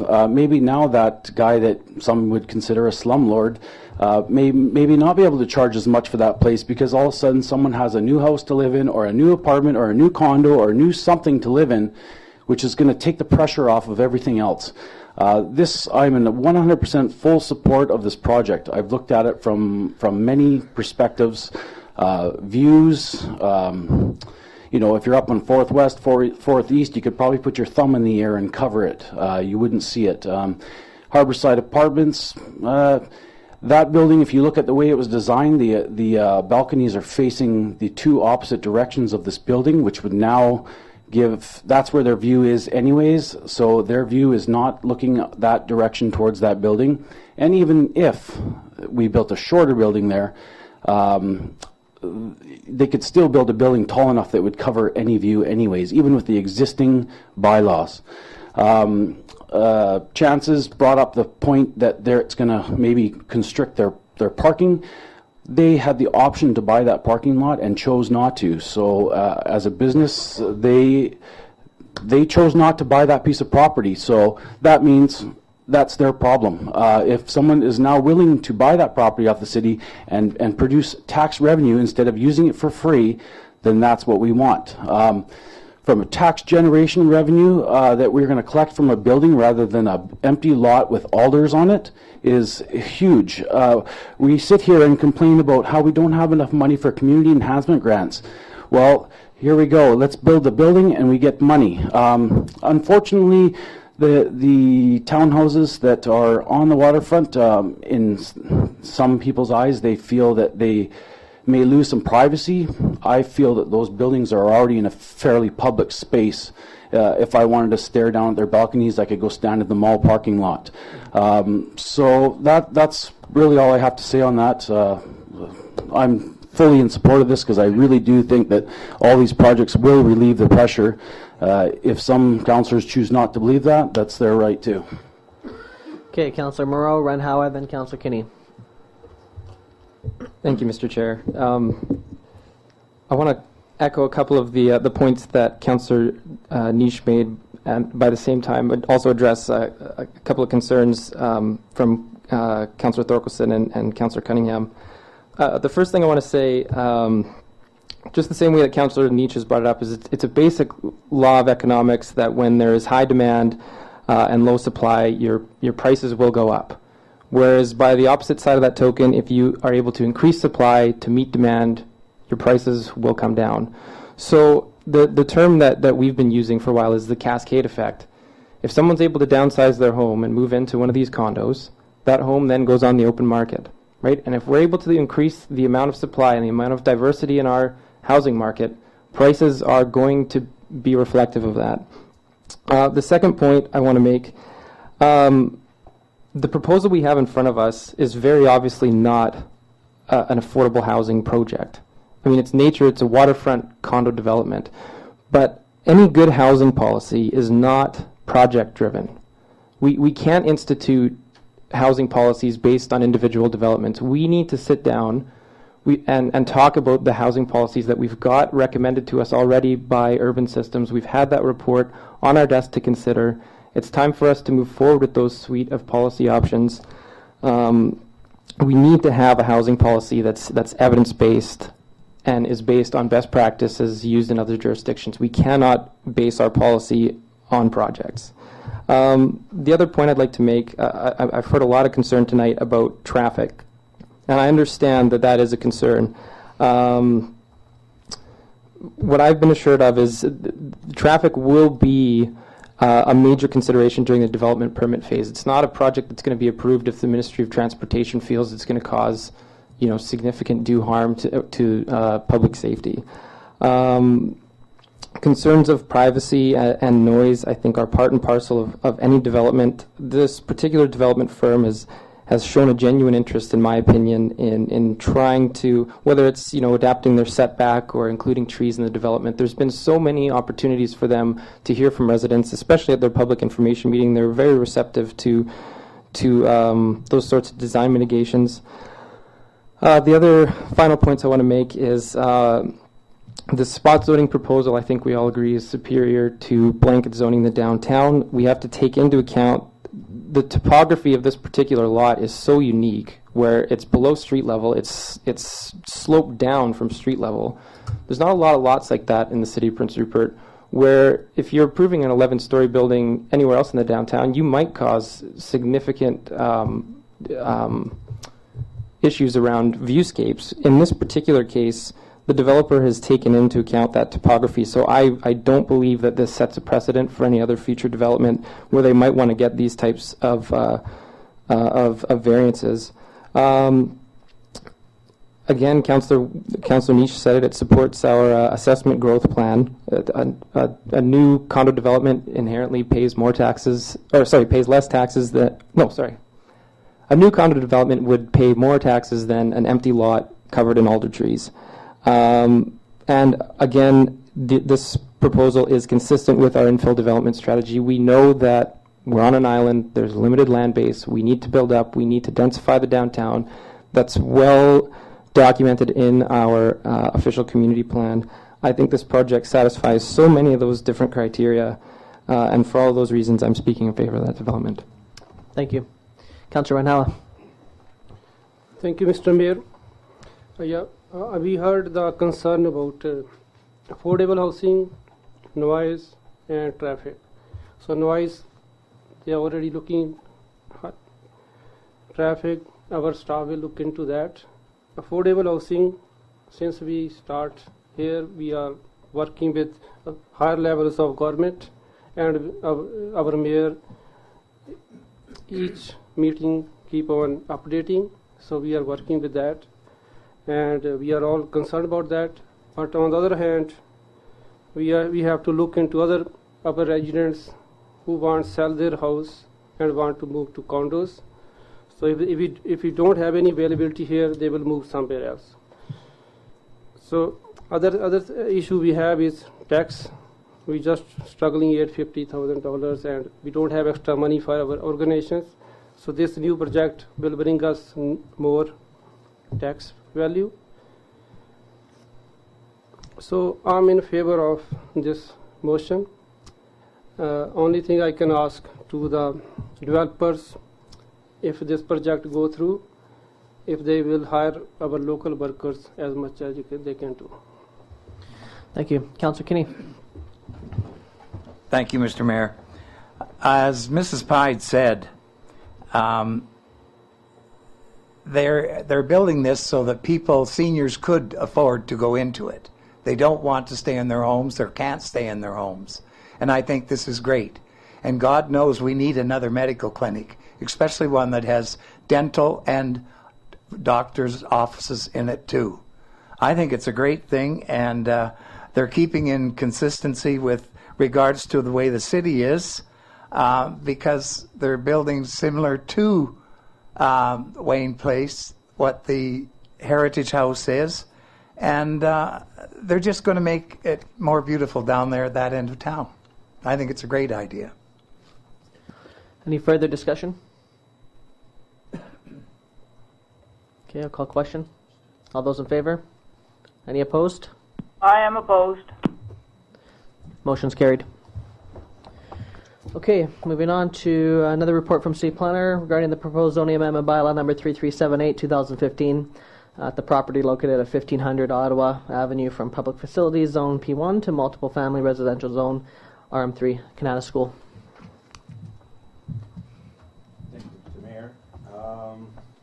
The applicant is interested in purchasing the property that is outlined on the overhead projector. Oh, your microphone, sorry. All over again? Sure. The applicant intends to purchase the property which is outlined on the overhead projector from School District 52 for the purposes of developing a residential project. The application is thorough and thoughtful, and it explains intent well. The application is to amend the zoning,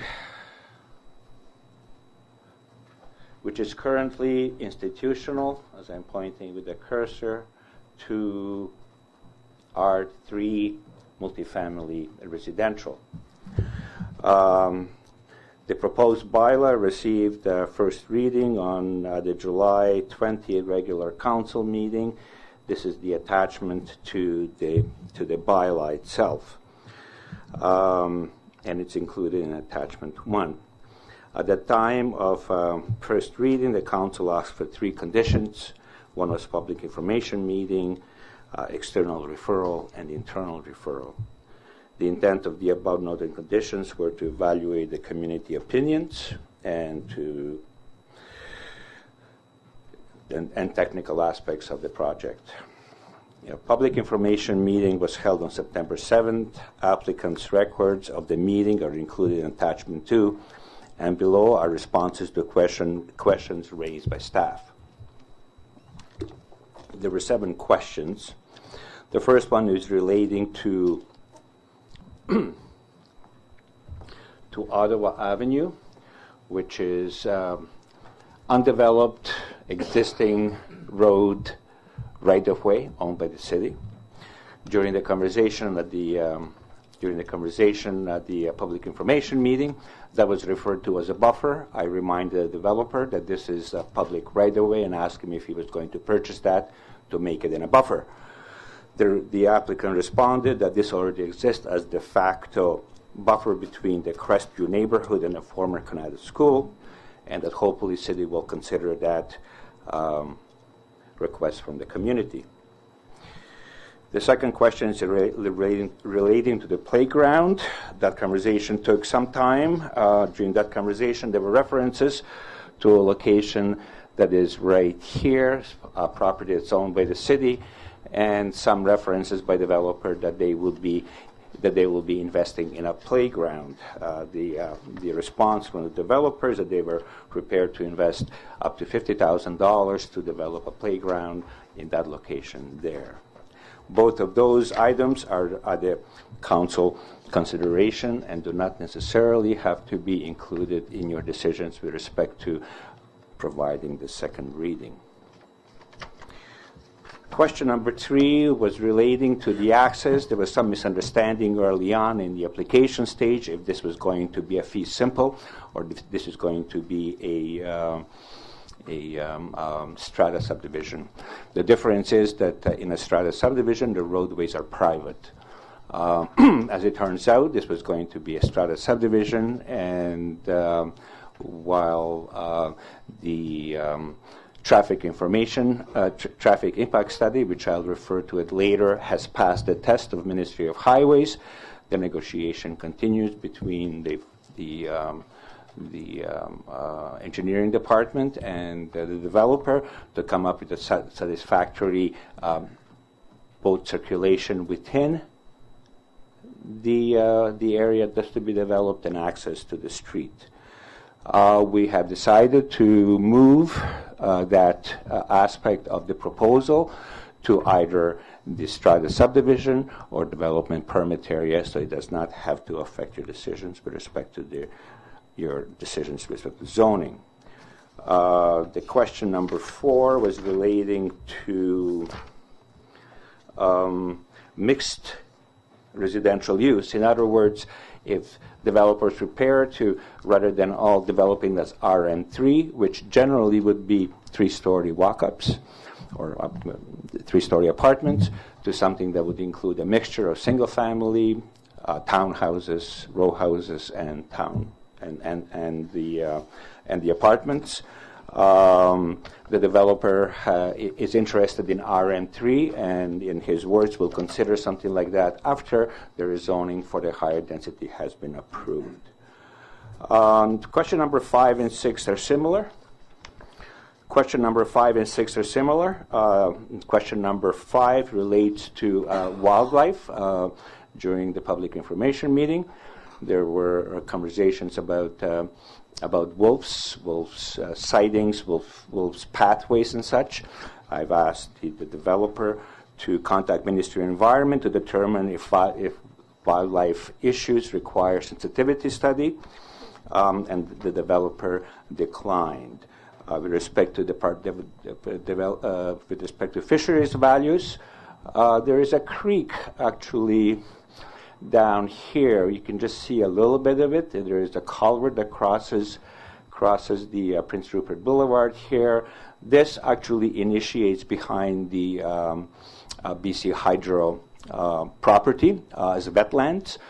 At approximately this location, it crosses the road. Then it's often mistaken as a ditch, and it continues such through some distance down the Shawatlands Road, where it discharges into the Fernie Passage.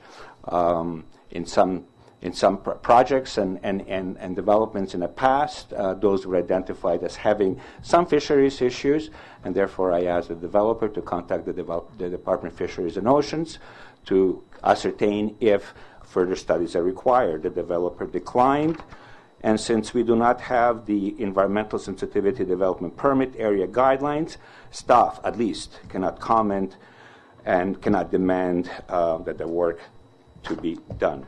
On question number 7, there were conversations about pathways and that traverse that area that were used informally, if they were going to be incorporated in development, and the developer responded that this was going to be fenced in, however accessible from the entranceway where there will be walkways. The external referral, the traffic impact study, as I mentioned earlier, passed the test of Ministry of Highways. They did ask for parking analysis, which was provided by the developer's consultant, is included in the attachment 3, and it is as of today, it remains under review by MOTI. The only response is required follow-up from the internal referral is about earlier mentioned traffic matter that is conditional for development permit area. In conclusion, based on the technical information provided by staff in this report, Council has the following options: reject the application, ask for additional information, or proceed as per the recommendation by staff. Thank you. Questions from Council? Yes, I have some. Sure. Okay, my first one is, Mr. Krekic, do we have to zone all of that property at once, or can we do it incrementally? The application is to zone the entire property. I imagine that the council has an option of negotiating with the developer or the property owner for a partial rezoning. However, this application has to go through the entire cycle. Okay, I'm asking, what I really want to do is if we turn this down and but suggested that we may be interested in zoning it incrementally or partially, third of the piece and then the next third and the next third, is that a possibility, or do you have to have all that land rezoned at the same time? No, the entire parcel does not have to be rezoned at the same time. However, we do have to bear in mind that the application is for the entire parcel of land. So when I said that the application has to go through the entire cycle, that means that it has to be either rejected or approved. If it's rejected at that time, the negotiation can take place with the property owner and or the developer for something different. Yeah, I understand that. So, but that's what I'm saying. If it were torn down, we could do something different. I mean, if we were to turn this down, then we could do something different. Yes. If the property owner and ourselves wanted to. Yes. Okay. So the next question is in this? I couldn't find out if they're planning to tear Canada down. I can't recall the exactness of the application, but all of the drawings and proposals do include the development taking place over that area. Therefore, if this project proceeds, the school will be taken down. But that hasn't. That the developer hasn't stated that, eh? No, they haven't stated that, and really at this stage of the land use regulation, it's not necessarily essential to do such. Okay, and then I understand regarding the park, could you maybe go over that bit of that back and forth between you and the developer talking about a park? My understanding is that they want the city to supply the park, because if the city supplies it, it will be a public park, but if they have the park, it will be a private park. Is that my understanding correct? No, there were two points. Point number one is with respect to Ottawa Avenue, which is different than a park. The park, being the playground, would be located sort of to the edge of the cleared area for the school. And for that piece, the developer is prepared to invest $50,000 in developing that park as a playground. The point about Ottawa Avenue is that while this is the city road right away and it was discussed as a buffer, the clarification I was seeking from the developer, if they were proposing to purchase that to create a buffer, or were they seeking the city to create a buffer out of their road right of way. So there was no park in there per se. So yes, and so I thought they were suggesting that we supply the park. Well, they'll supply $50,000 towards equipment. Yes. And did I just see in the budget us having to, in one of those capital purchases, capital works budgets, we're looking at to fix up the equipment at the top parks around town? It was between $10,000 and $20,000. That was in, I think, one of our budgets. So I'd be, if that is going to fall upon us, it's just a cost for us in the future. It might be a future cost on us. So the other thing I was wondering is, I understand that we're just looking at zoning, but there's 75% of that lot is trees on it, and I guess one of my concerns is that the developer may plan to log that, and then the developer has said if LNG does not go ahead, that they're going to build it as market demands. And so I was concerned about us being able to control, ensuring that we don't just have a clear-cut zone at the entrance to the city. Is there any? There's no really control if we zone it. I guess anybody can take the trees down at any time. Is that correct? It's a private property. We don't have a tree cutting bylaw, so removal of trees, of course, subject to some of the regulations that apply from Ministry of Environment and Department of Fisheries and Oceans. You can log your private property at any time that you desire to do so. So even though it's P1, somebody could go log it. Well, if it's P1, still we do not have a tree cutting bylaw. But I would imagine if it's P1, that would be slightly different, especially if it's publicly owned as it is now by the school board. Okay, I think that those are all my questions, except again I want to say that I'm concerned that this is an editorial. When we were talking about, this is the same developer that's doing the, or that's not doing the Graham Avenue development. That's not, doesn't seem to be proceeding right now. Is that correct? It's BG Group, yes. And so I have two concerns. One is that we made a bunch of changes so that those developments could go on at on Graham Avenue, the condo seniors condo development and the Graham Avenue extension, which I understand is LNG depends on LNG dependent, and now but it costs the city a lot of money to do that. And so now we're looking at this development, which is also LNG dependent. And I was told by the developer, and I think by staff, that I shouldn't worry about densification and about affordable housing because the same developer was going to be was thinking about developing down by Crestview, which is this Canada development, and with the implication that they were going to be building some affordable housing.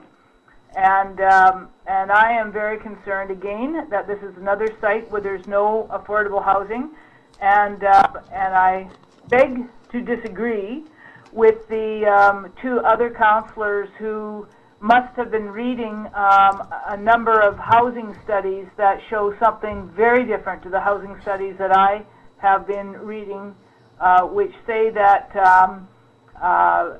that it is a nice theory that when you build high-end housing, that more housing becomes on the market at the affordable end, and that is not shown to be true in any of the studies that housing studies that I have looked at, and I asked them to show me one where it says the cascading effect or the law of supply and demand actually holds true in the housing market, that if you build more high-end housing, that affordable housing becomes available. It just is not shown in any of the studies, and I challenged the other councillors to show me that. But anyway, that's not a question to you. I just am concerned that there's no affordable housing in here, that again, it's another project where we have no control over development being done, and I have real concerns about the developer taking the logs off that property because they are at marketable size, and not developing that property until if and when we get an LNG commitment. So anyway, those are my concerns. Okay, so Councillor Nish and Councillor Cunningham. I may sound like a skipping record, but there again, I want to go back to the cascading effect. I do believe that this applies. I mean, we've had probably, my guess would be 300 units that we've lost to fire in the last 10 years in this town, and they have not been replaced, and they do need to be replaced, and who's going to replace them but developers? The city is not going to build buildings. People need to put their money out to build these buildings. Once again, you put 200 or 300 more units into this town, it's going to cascade down to the lower income renters that may actually get a better place to rent for a lower price, because now that, once again, I'll say it, slumlord is not able to push that dump of a house that he's got and rent it for high amounts of money because there's nothing available. I think that that is the realistic way of looking at it. Maybe in Vancouver you can have a little bit more control over big developers and what they are doing in the downtown of Vancouver. But we are not downtown Vancouver. We are Prince Rupert, and we should look forward to having someone wanting to come to this town and invest some money. Once again, I am in 100% full support of this project. Councillor Cunningham, then Councillor Morrow. Okay, let's start from the top.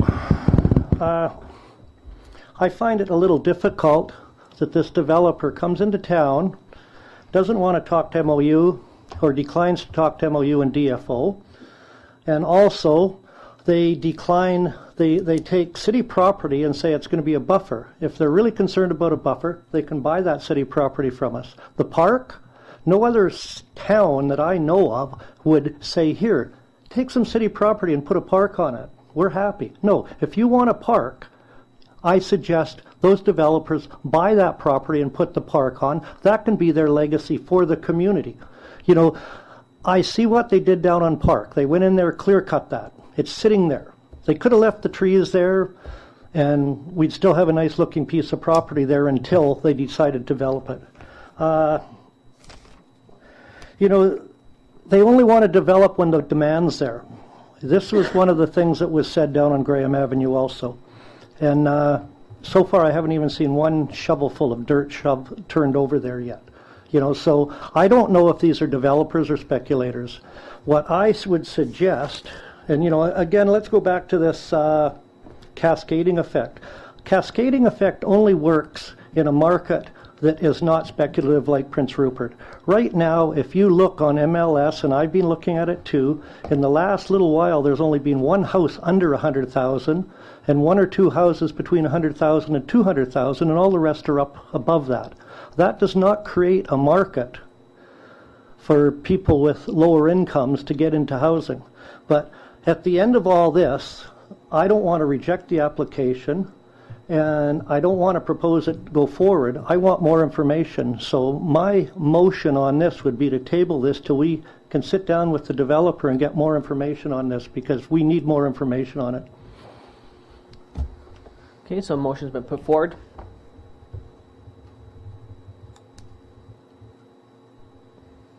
I'll second that motion to table. Okay, so the motion, this has been tabled, and I think what we'll do is I'll just check in with staff here, are we able to sit down as a council with the developers to get more information about this? That is one of the options that the planner has put forward, and given the number of issues that are coming up and pieces of information that probably are best, as some councillors at least say we're needing it, I think that probably makes sense that we would sit down and work with these developers to understand how we might be able to address some of these information gaps. Great. Before we go on to a public hearing. The difficulty is that if we go on to a public hearing and then there's a whole bunch of changes after that, then we have to go back and do another public hearing. So we've been down that road before. So I think it's more effective and more efficient for us to work through these issues with the developer at this stage and then go to a public hearing when it's clear. I think the alternative is not the best.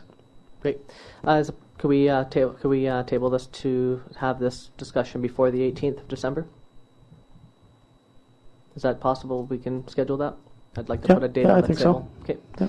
So we get back to the council and we'll arrange a meeting with the developer. Great.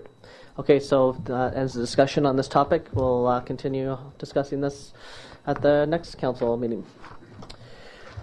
Okay, moving Your on. Worship, I was wondering what the 18th of December deadline is. That's before Christmas break. So everyone's leaving and there's vacations and things like that, and generally people take downtime during Christmas. So we would do that and then have a discussion so that we don't wait till the whole new year to have a conversation with the developer. Well, I was just wondering why we didn't wait till the next council meeting. Well, we're actually going to sit down with the developer as a council. Right? That's correct, right? Yeah, if you'd like. Usually the staff will try to manage this. Certainly if council is interested in coming to get this information, that would be helpful too. So I guess maybe I'm misunderstanding. Do we have to have a conversation with the developer at a meeting, or can we have another conversation with them? No, we have a conversation outside this public event. They probably won't want to have a discussion about their private interest in a public forum. So, but the whole point of that is to have the conversation to determine what information we're going to get, how we're going to get that information so that we can move forward.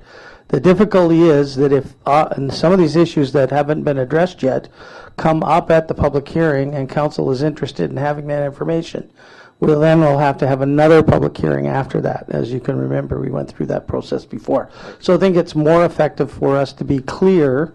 For example, the issue of the amount of density, whether we can do this development in phases, whether it's intended to do it in phases, how we might manage those phases, how we might manage lower density rather than all RM3, whether or not the developer is prepared to deal with the buffer issue rather than just we say nothing and we go to public hearing, people whose backyard this buffer is in then says, okay, well, what's going to go on with the buffer?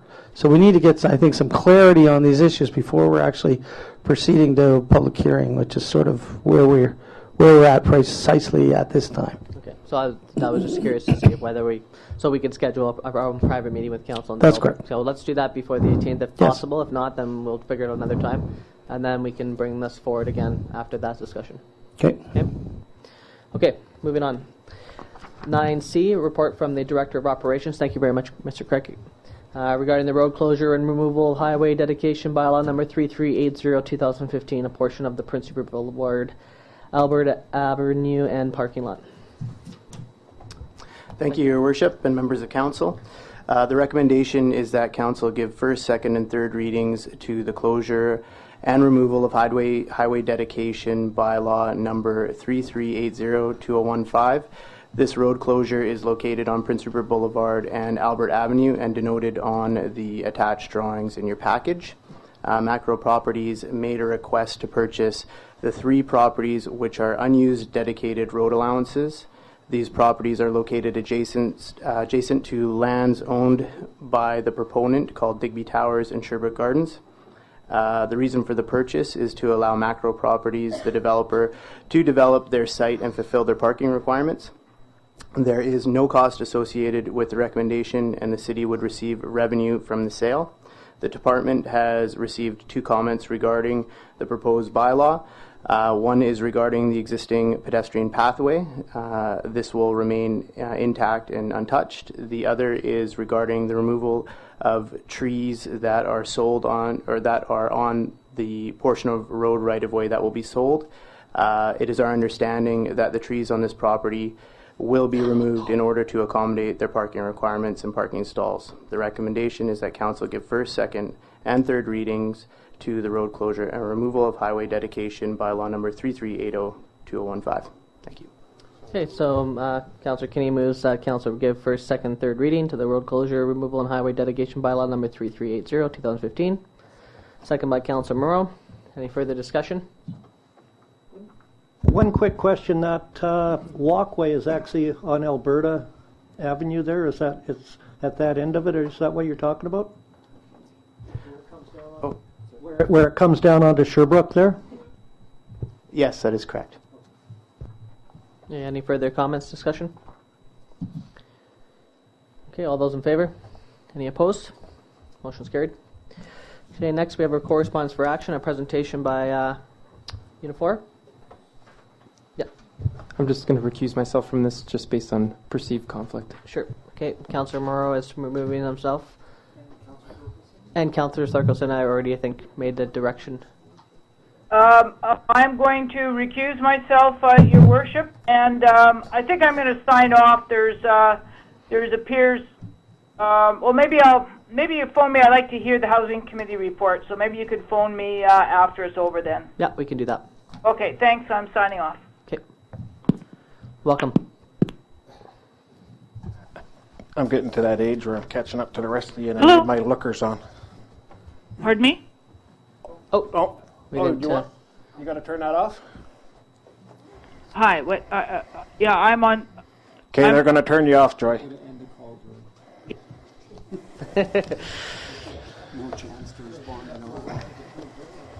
Okay, welcome. Thank you. I'd like to thank Mayor and Council for allowing us to be here tonight to present some information. As you realize, on November 12th of this year, Canadian Fish had informed everyone that they will no longer be doing canning of salmon here in the north. It's was quite a shock to everybody in the community, the outlying villages, and people up and down the Skeena that depend on those fish processing jobs for our livelihoods. During this time, there was a lot of numbers that were put out that came across on the media, 300, 400 jobs, and that was it. And those numbers were put out by the company in their press releases and so forth. In my hand here is a copy of the seniority list that we get from the companies every year. The last page shows 750 members on our seniority list. So when we put out the information of approximately 500 jobs to be lost directly in the plant, that's where those numbers are coming from. Every one of those members and everybody in the plant name is on these lists.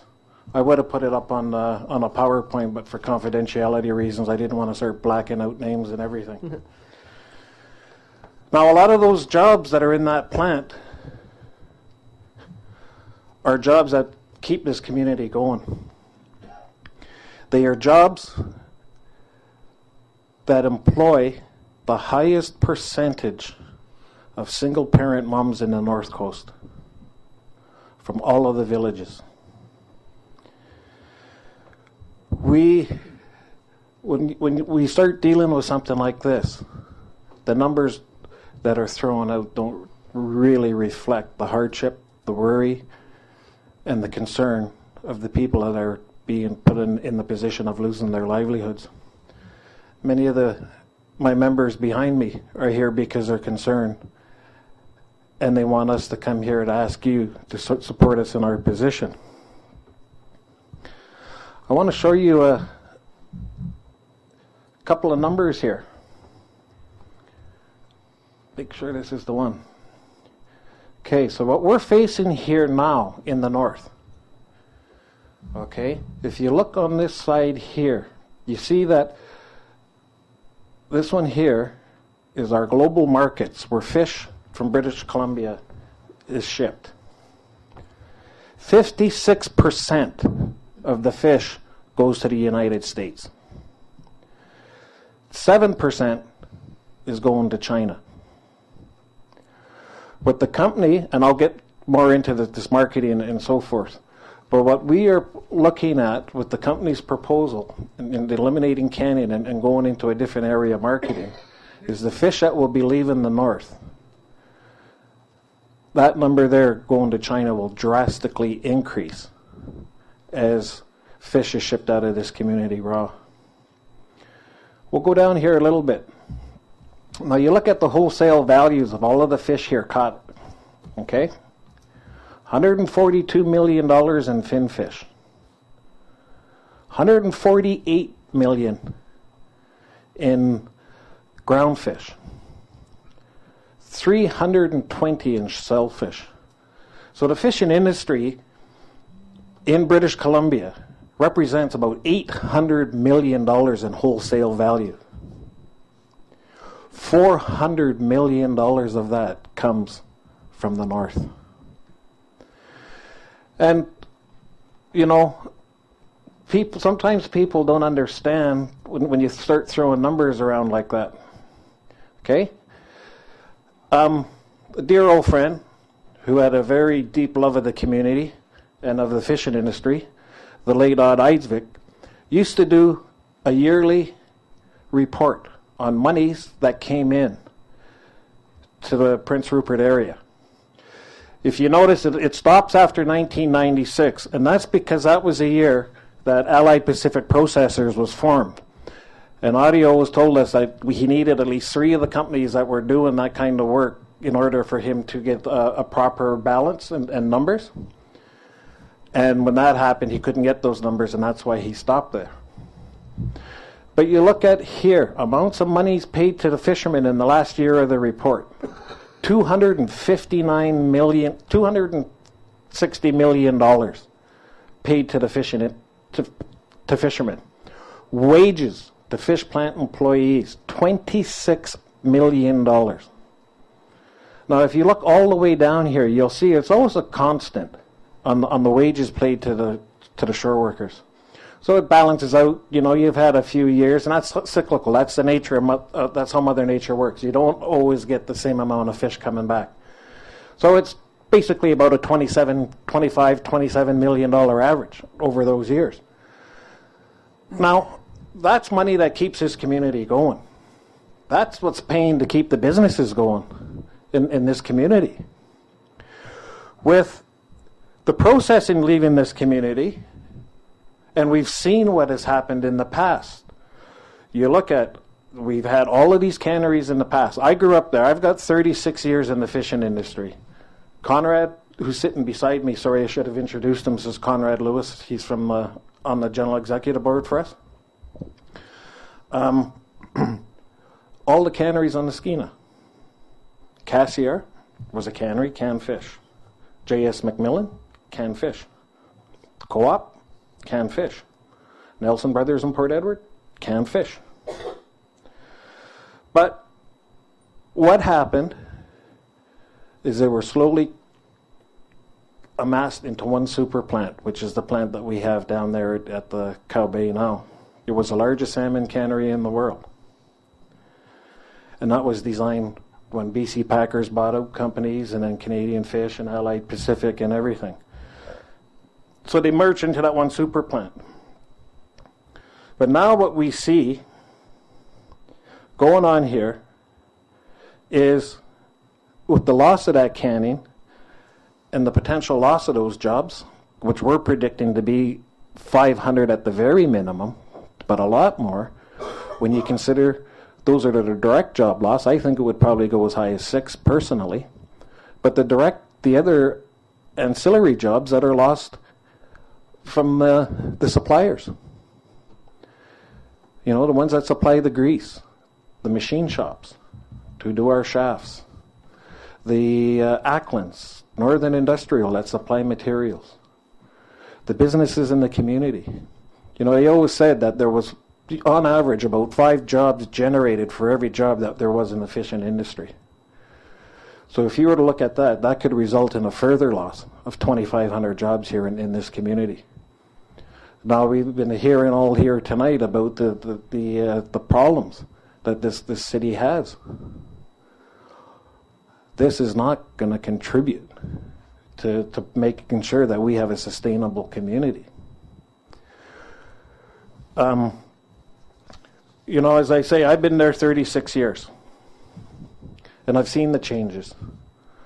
My family's history dates back over 150 years in the commercial industry. I'm a member of the Haida Nations. Our people built boats on Haida Gwaii and fished them. That's all my family's ever done. I went to school. I studied fish biology. I stayed in the industry because I felt that it was one that I always loved. I've always pictured it as a sunrise industry, not a sunset industry, and I still do today.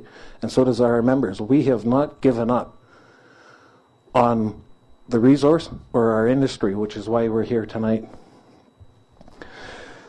I think what we have to start realizing here is that Canadian fish is vertically integrated right from the catch to the sales. Canadian Fish owns or controls 70% of the St. Fleet licenses in this province. They control the processing. They're the only cannery left in British Columbia, except for Little St. Jean's that does custom sports processing. And they can control all of the marketing of their fish that is landed here.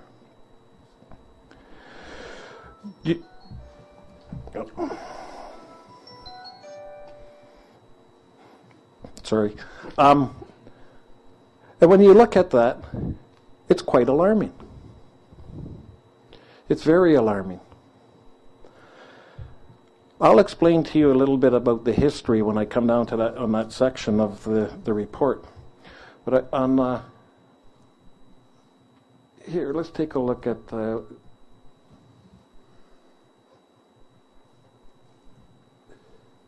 okay. So here we look. Okay, this is a report from Bristol Bay. And this was put out by the Americans. So now if you look at it, it shows you very clearly right here that 22% of all fish from Bristol Bay is exported to British Columbia. And that represents approximately 12% of the wholesale value of all fish landed in Bristol Bay. Some of that fish is processed here in Prince Rupert. That's how the canning season starts.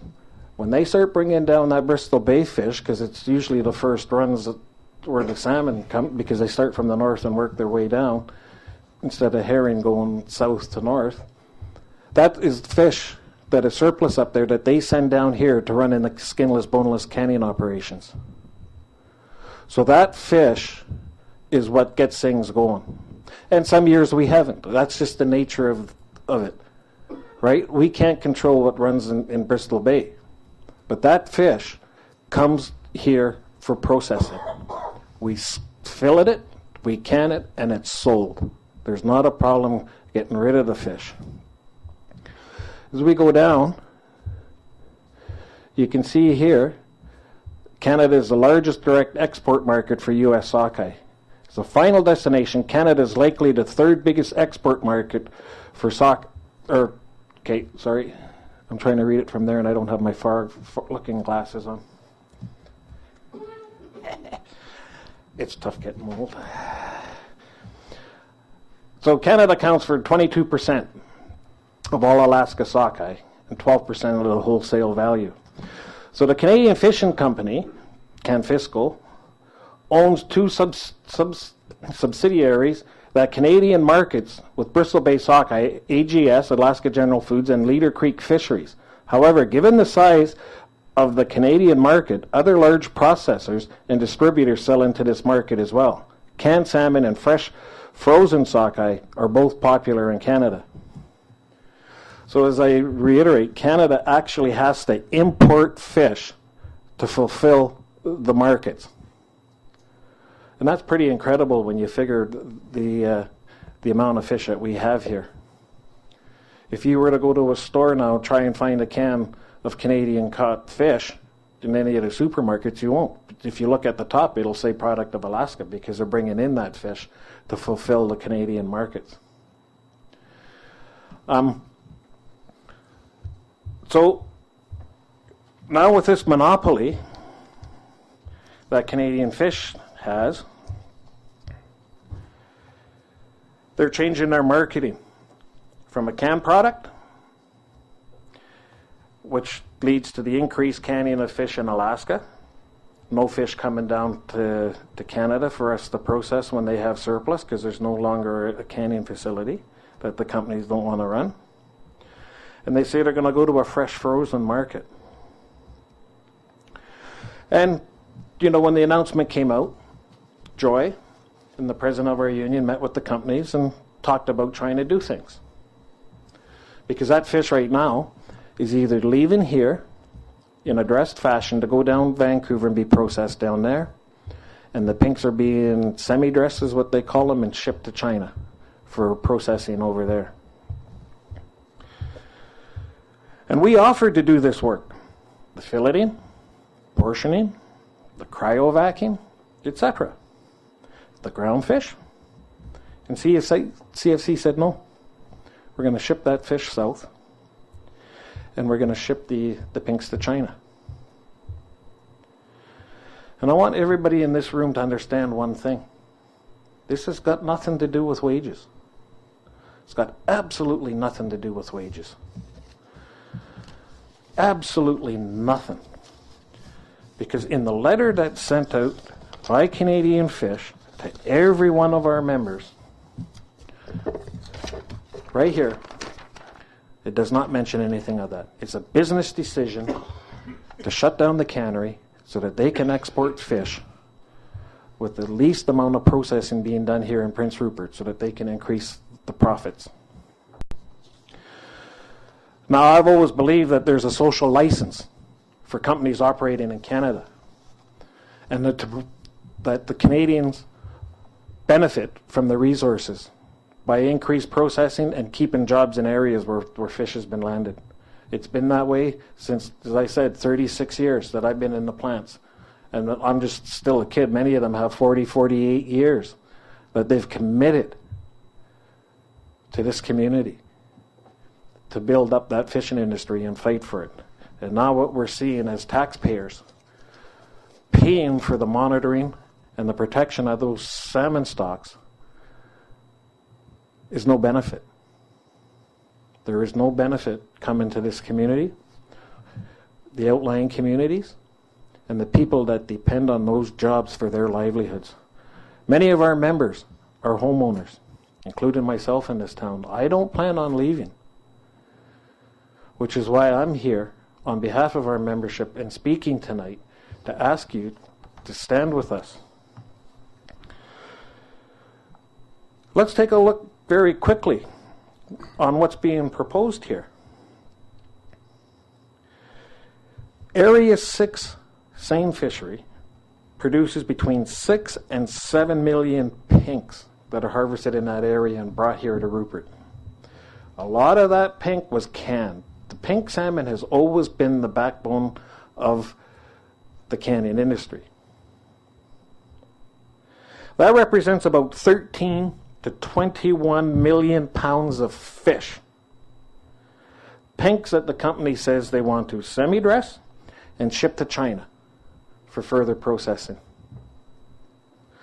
Now, I would think that those jobs should be here. Because there's no way anybody in this country can compete with the wage conditions and the working conditions that are going on in China. And does council actually think that it would be fair as Canadians, as leaders of this community, not to take a stand and say no? The people of the North and the coastal communities deserve to benefit from economic opportunities of that fish, to provide livelihoods, to pay the taxes that we have to on our homes? Or do we surrender everything that we have as a community and watch it die the death of 1,000 cuts? Because that's what we're at. I do not support becoming the drawers of water and the haulers of wood and the shippers of salmon. You know, I'm proud to work in the fishing industry. I'm proud of the people that I represent that have elected me into the position to speak on their behalf tonight. And it is a true honor. You know, we are the highly skilled workforce. If I, as one that went to post-secondary education for 5 years, decided to go on another avenue, I'd probably be all right. But I decided to stick with an industry that I love and I have a connection, as do our First Nations community and that connection to the fishing industry. But it seems that greed outweighs everything. And for far too long, we have been trying to get some economic justice through proper fisheries policies to deal with the issues of job loss and fish leaving. The last federal government was, in my view, was not a friend of the fishing industry. With the environmental degradation that they had been allowing through removal of legislations that dates back a long time ago, back to the days that we were fighting for against LCAN's Commando 2 when they removed Section 2210 of the Fisheries Act and replaced it with the no net loss policy. It signaled a desire of where their hearts were. Our hearts were to stand and protect those resources because we wanted to see future generations be able to be employed in an industry that has an infinite resource that can provide generations of employment here in the North. Those fish will be here forever if we manage it and we take care of it. And that's what we've always been. And I'm proud to say that our union has always been on the front lines to ensure that everybody had a fair share and that those fish were protected from the headwaters all the way down to the marine environment and on their return.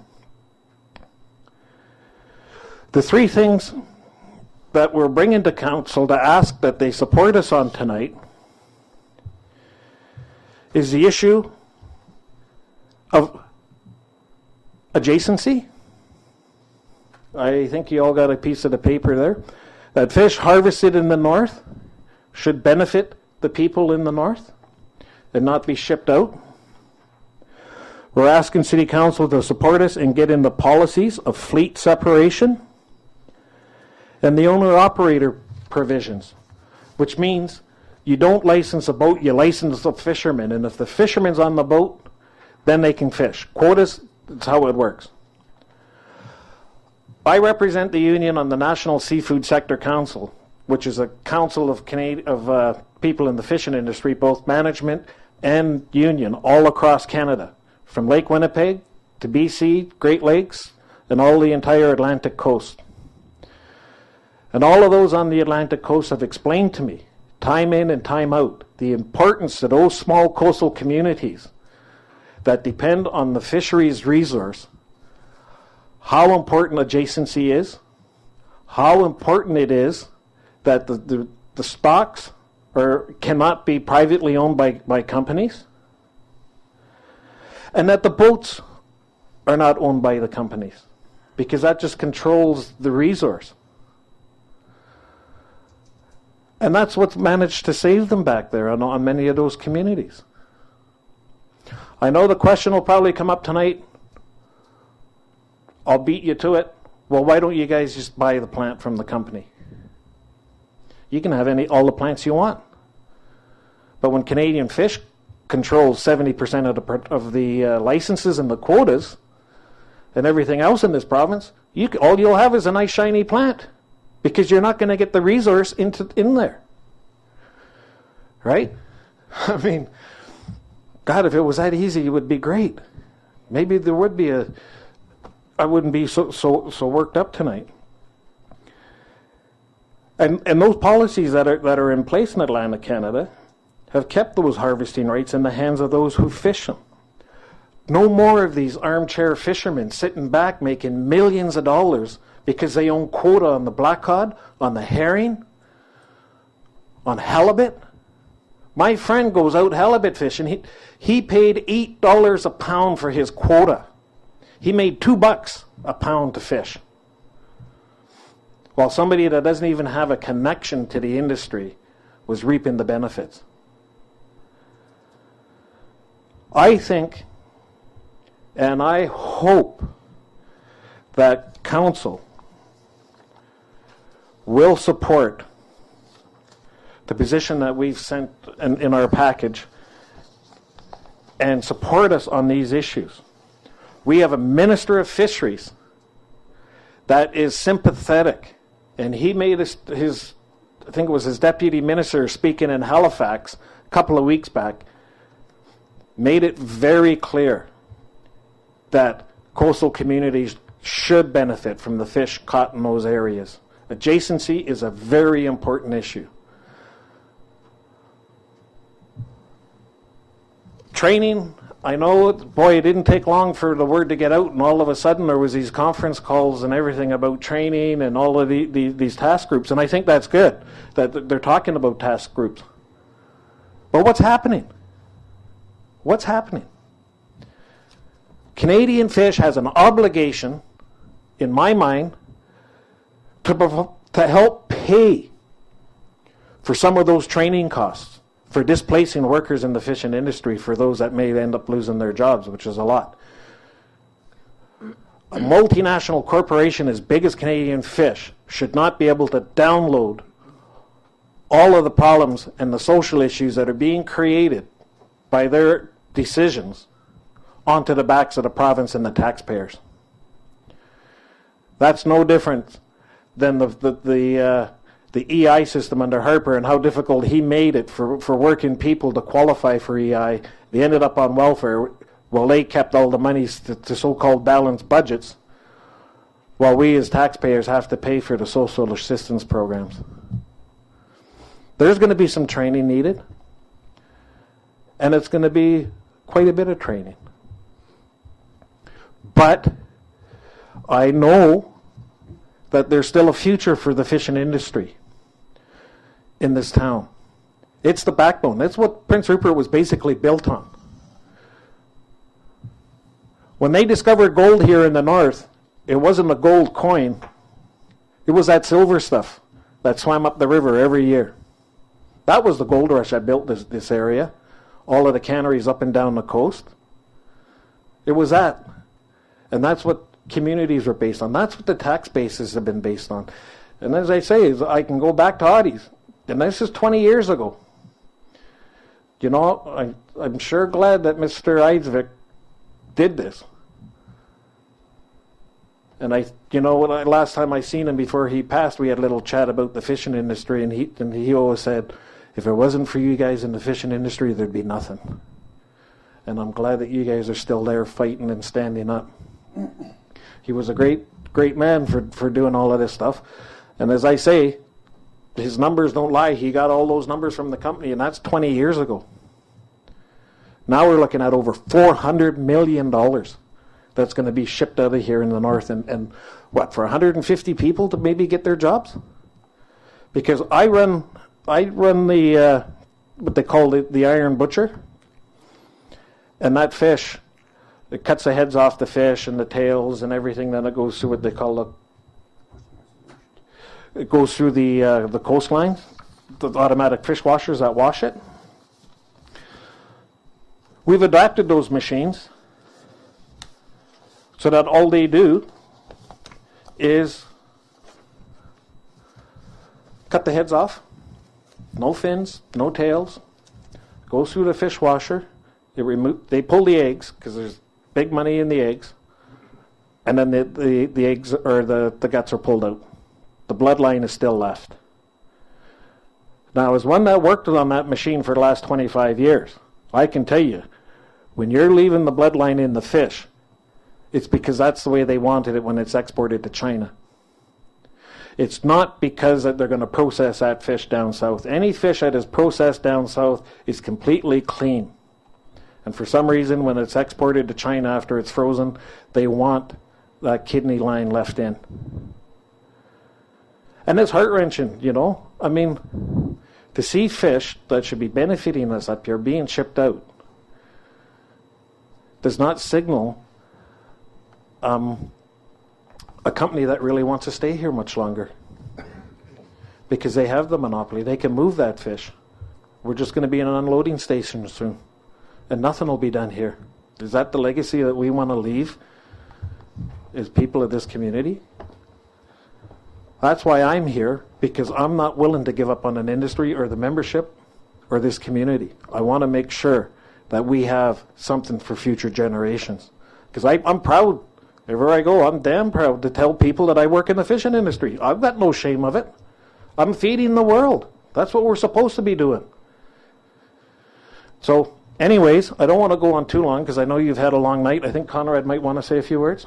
And then I don't know how you want to deal with that thing that we put forward, but I'll ask you once again to please stand with us in our efforts to bring some sanity to what's going on in the fishing industry in regards to those three principles that we've put forward, and help us protect these jobs here in the north.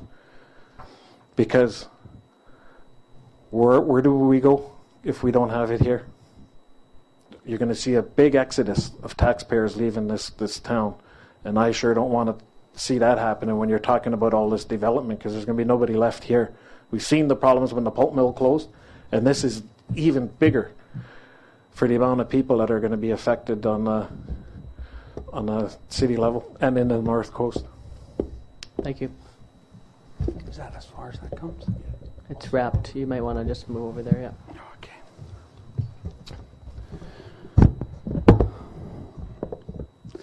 Thank you, Mayor and Council, for allowing us to come here and make this presentation to you.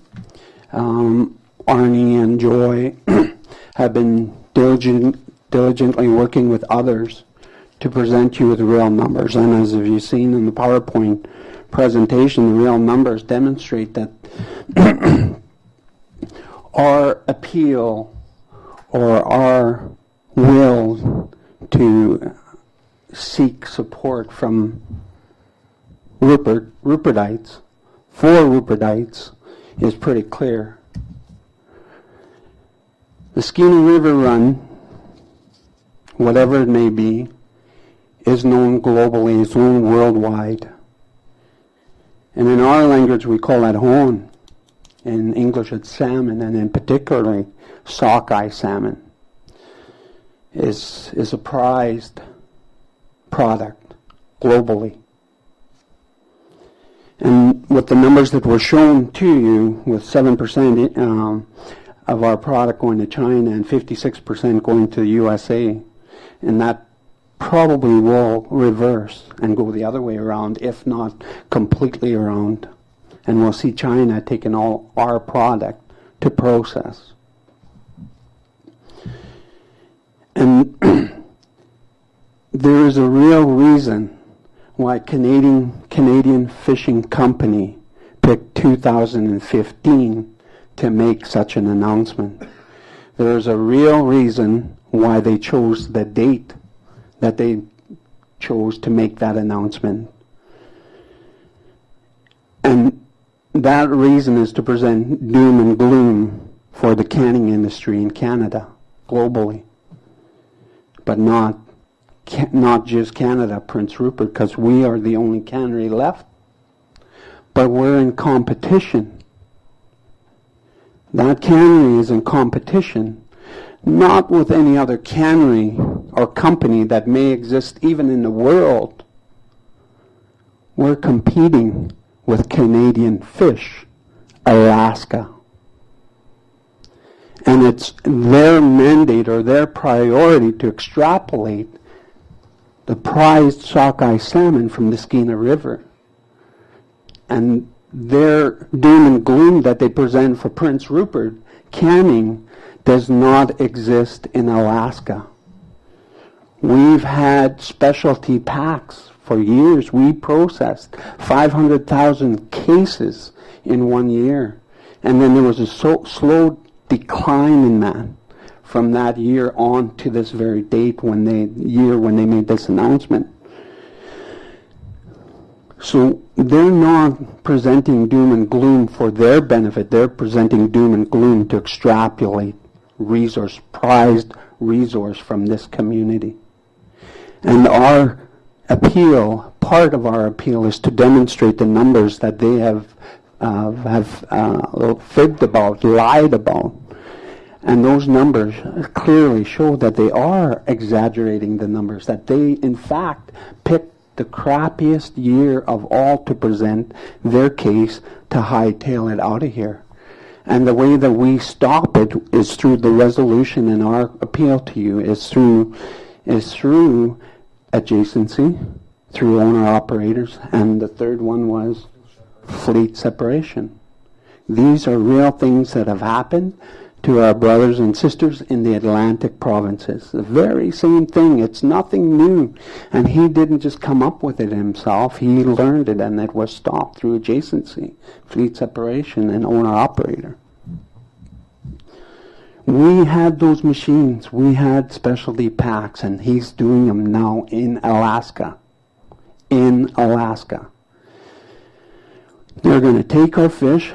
They're going to export it to China, and they came to us, believe it or not, they came to us by way of a small meeting in our plant to try warrant them just doing bloodline and sending our fish basically raw to China.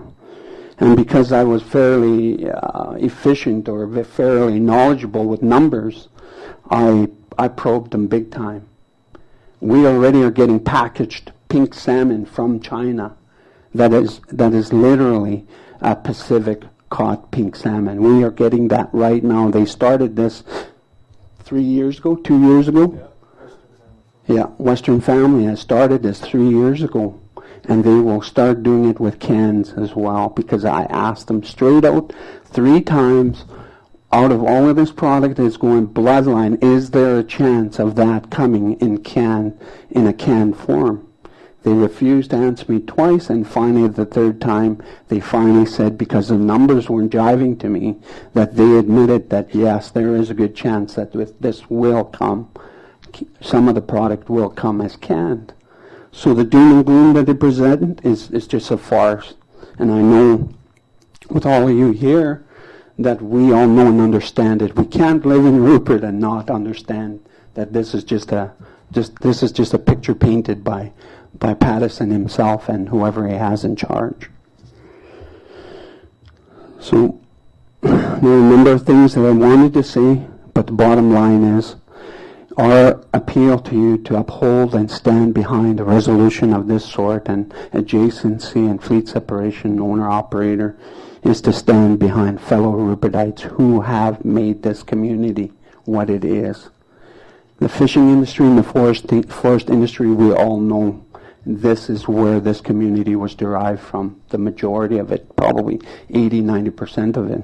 And so we are not asking you to back the UFAWU uniform. We are asking you flat out to back Prince Rupertites, because our grandfathers, our grandmothers, our aunts and uncles probably would be in line to buy condos like people I hear in the conversation earlier, but not now.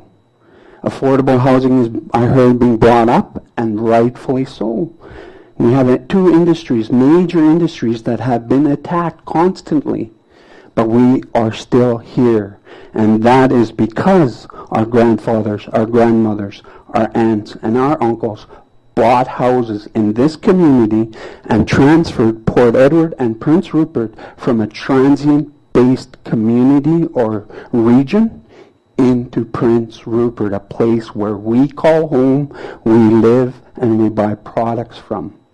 And we, Canadian Fish employees, are in direct competition with Canadian Fish, Alaska, and a strong message needs to be sent to Pattison and company. Thank you. Thank you very much, you guys, for your presentation. I just wanted to add one thing. Lastly, I forgot to put it in there. We have what they call a new product development fund. And there's $175,000 sitting in that fund that we try to use to develop new work opportunities in the plant. And when we try to talk about adapting the freezer, no. And we're willing to use it. That's what that money is for. When we tried to use it to do other projects, we were flatly told no. So it's not like we're being greedy. We're willing to do whatever has to be done for fish in the north here to be processed, no matter what it is, to keep people employed. And every time we've come up with a solution or a recommendation and willing to use that $175,000, we've been told no, we're going to ship that fish south. So that's something to think about. Thank you. Councillor Cunningham. Hi, I think we've all got the resolution here. It's agenda item 10A. Do I get Rory to read it out, or do you want me to read it out? Go ahead, Rory. You're so well tuned at this. Well, I was going to read it out, so. Oh, okay. Oh, sorry. Yeah, it's okay. No, I was just saying if there's. So what they're asking us here is, whereas the commercial fishing industry contributes in a large way to Prince Rupert's economy and the city, and its residents will be negatively impacted by the closure of Canadian Fishes Company's Oceanside Cannery, and whereas over $200 million in landed value, or $400 million in wholesale value, is derived from the BC's central and north coasts, and with the closure of the cannery, little of that value will accrue to Prince Rupert and surrounding communities. And whereas the fisheries resource belongs to the people of Canada and therefore should not be used solely for the benefit of private corporate interests, but should also benefit the communities adjacent to the resource. And whereas federal regulations permit the consolidation of licenses and quota into the hands of corporations, giving them de facto control over harvesting of fish and where it is processed.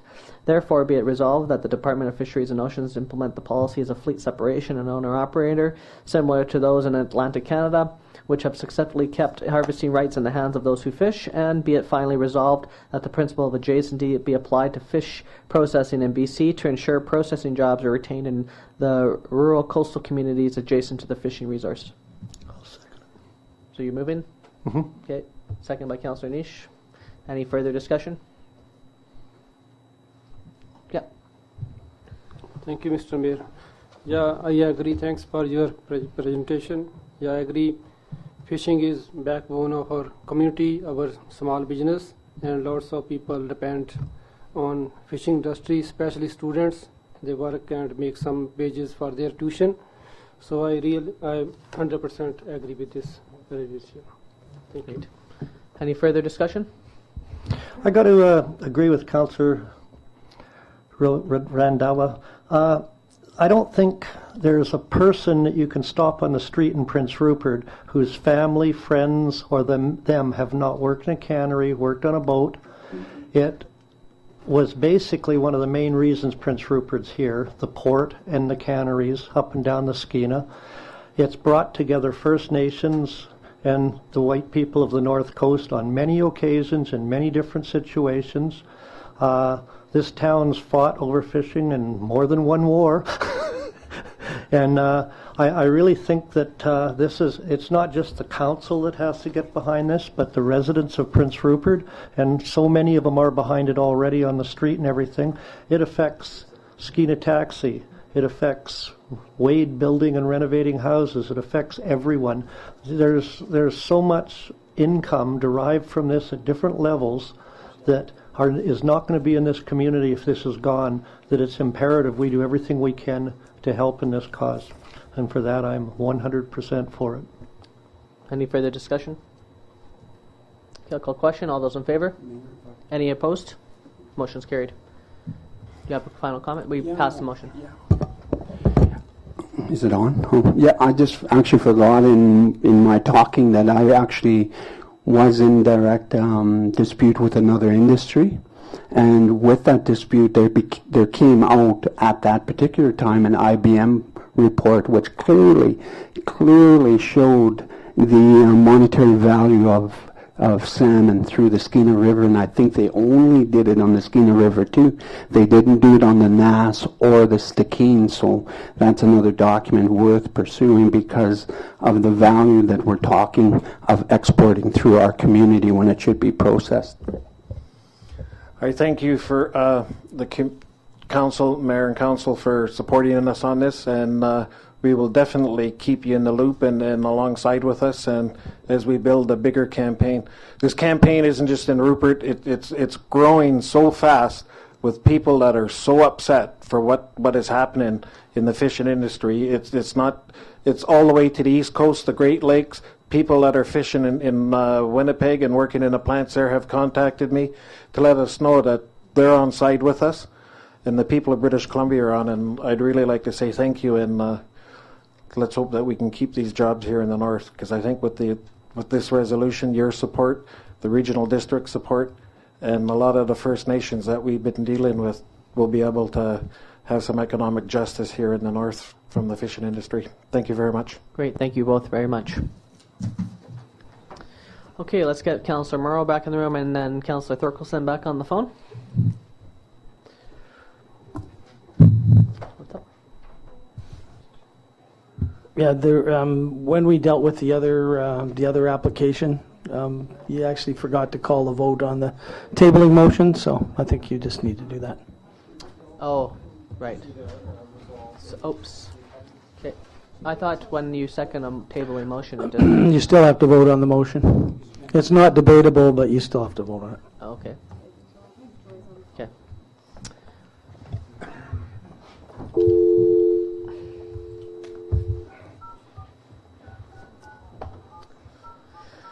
Please dial a 1 when dialing this number. My life, I'm never getting back.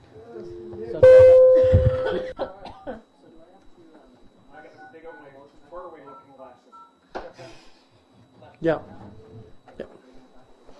Yeah, I think we're just bring it back onto the table.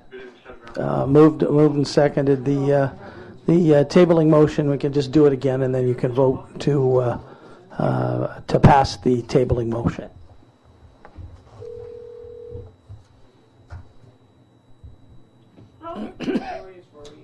Oh, I thought maybe you forgot about me. I was just about going to get my jammies on. Oh, we can still do that.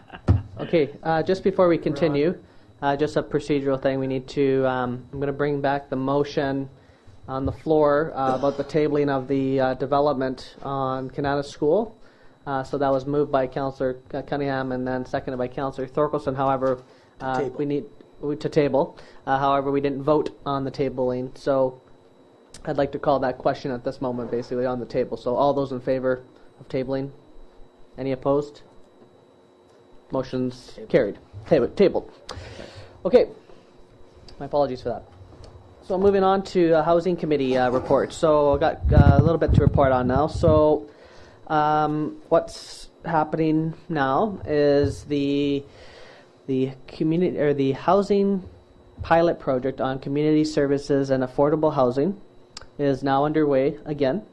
Shauna Wouters from the Hecate Strait Development Corporation is leading the group, and the group consists of North Coast Transition House, City of Prince Rupert Aboriginal Community Service Society, Hecate Strait, as well as a few different agencies within the provincial government. The point of the project is to have by March a proposal in place that integrates the servicing with the housing project. So basically, because of that, like drug and alcohol abuse and mental health issues, as well as issues around parole and corrections, and these types of things are directly correlated with housing, that simply developing affordable housing without integrating services into a model is not necessarily going to be the ultimate solution. The ultimate solution is to have servicing available as well as the housing. So what's happening is that this group is basically going to come up with, based on all these other models, right now what we're doing is assessing all the other models on other communities, and we're going to come up with a model that's going to work for Prince Rupert. I've been made the chair of this this group now, so I'm now directly involved with the group. On top of this service model project, the group members of the group are also going to be looking at actually a affordable housing development as there's going to be 2 meetings in December, and we're going to look at some lots. We're going to look at some ideas around what an actual development would look like. And then hopefully by March, an actual proposal will get together, which is the deadline for this pilot project to have a proposal together. And then sometime in 2016, hoping to get something off the ground. So that's where all of this is leading to now. And what's happened too is that the pilot project is now integrating the data that the city has accumulated through our Go Plan survey and all that. So now it's kind of all going into one direction. So we're hoping to have 2 meetings in December that will come into kind of where the next steps are, and then within the first 3 months of January or 2016, we should have a project proposal online. So that's really good news, actually, and because the challenge really about how affordable housing is cost of land, cost of development, and then ongoing subsidization, as well as integrated services that address things like mental health and addictions. So this is what this is all about. We have a huge team of people now working on it. Province is involved with this, as well as these different groups. So hopefully in 2016 we'll have some more to report out on that. But it's good traction, it's good news, and I'm happy that the group's back together moving forward. So that's where the housing issue is at the moment. So unless there's any further comment from council. Okay, so moving on to item 12B, a recommendation put forward by Councillor Cunningham. And the recommendation is that Council give direction to staff to review the existing City of Prince Rupert zoning bylaws and provide Council with information on how to proceed with implementation of a 1 kilometer distance rule, which is no longer stipulated in the Provincial Liquor Control and Licensing Act, into the City's existing zoning and licensing criteria. Okay. So, well, moved by Councillor Cunningham. I'll move it. Okay, seconded by Councillor Niche. Did you want to chat about this quickly? It's just something that I've noticed Kamloops and a few other towns have brought into effect, because I believe that we should have this 1 kilometer rule. It was there before. It's simply being ignored now by the provincial government. And if Safeway, I think it's there being ignored simply because Overweighty and Safeway want to get beer and wine in their stores. That's going to adversely affect 3 liquor outlets in town, which employ well over 25 people, full-time jobs and part-time jobs. And what that's going to end up doing is possibly shutting down or laying off people there, where I don't think any other people will be hired in the new liquor outlets. So, and I really think that we have enough liquor outlets in town as it is. Any further discussion on that? Okay, all those in favor? Any opposed? Motion's carried. And we've had a long night, so if any reports, questions, or queries from members of council, to keep them brief, I guess. Okay, so hearing none, I'll entertain a motion to adjourn. Okay, moved by Councillor Niche, second by Councillor Cunningham. All those in favor? Motion's carried. Good night. Good night. Good night.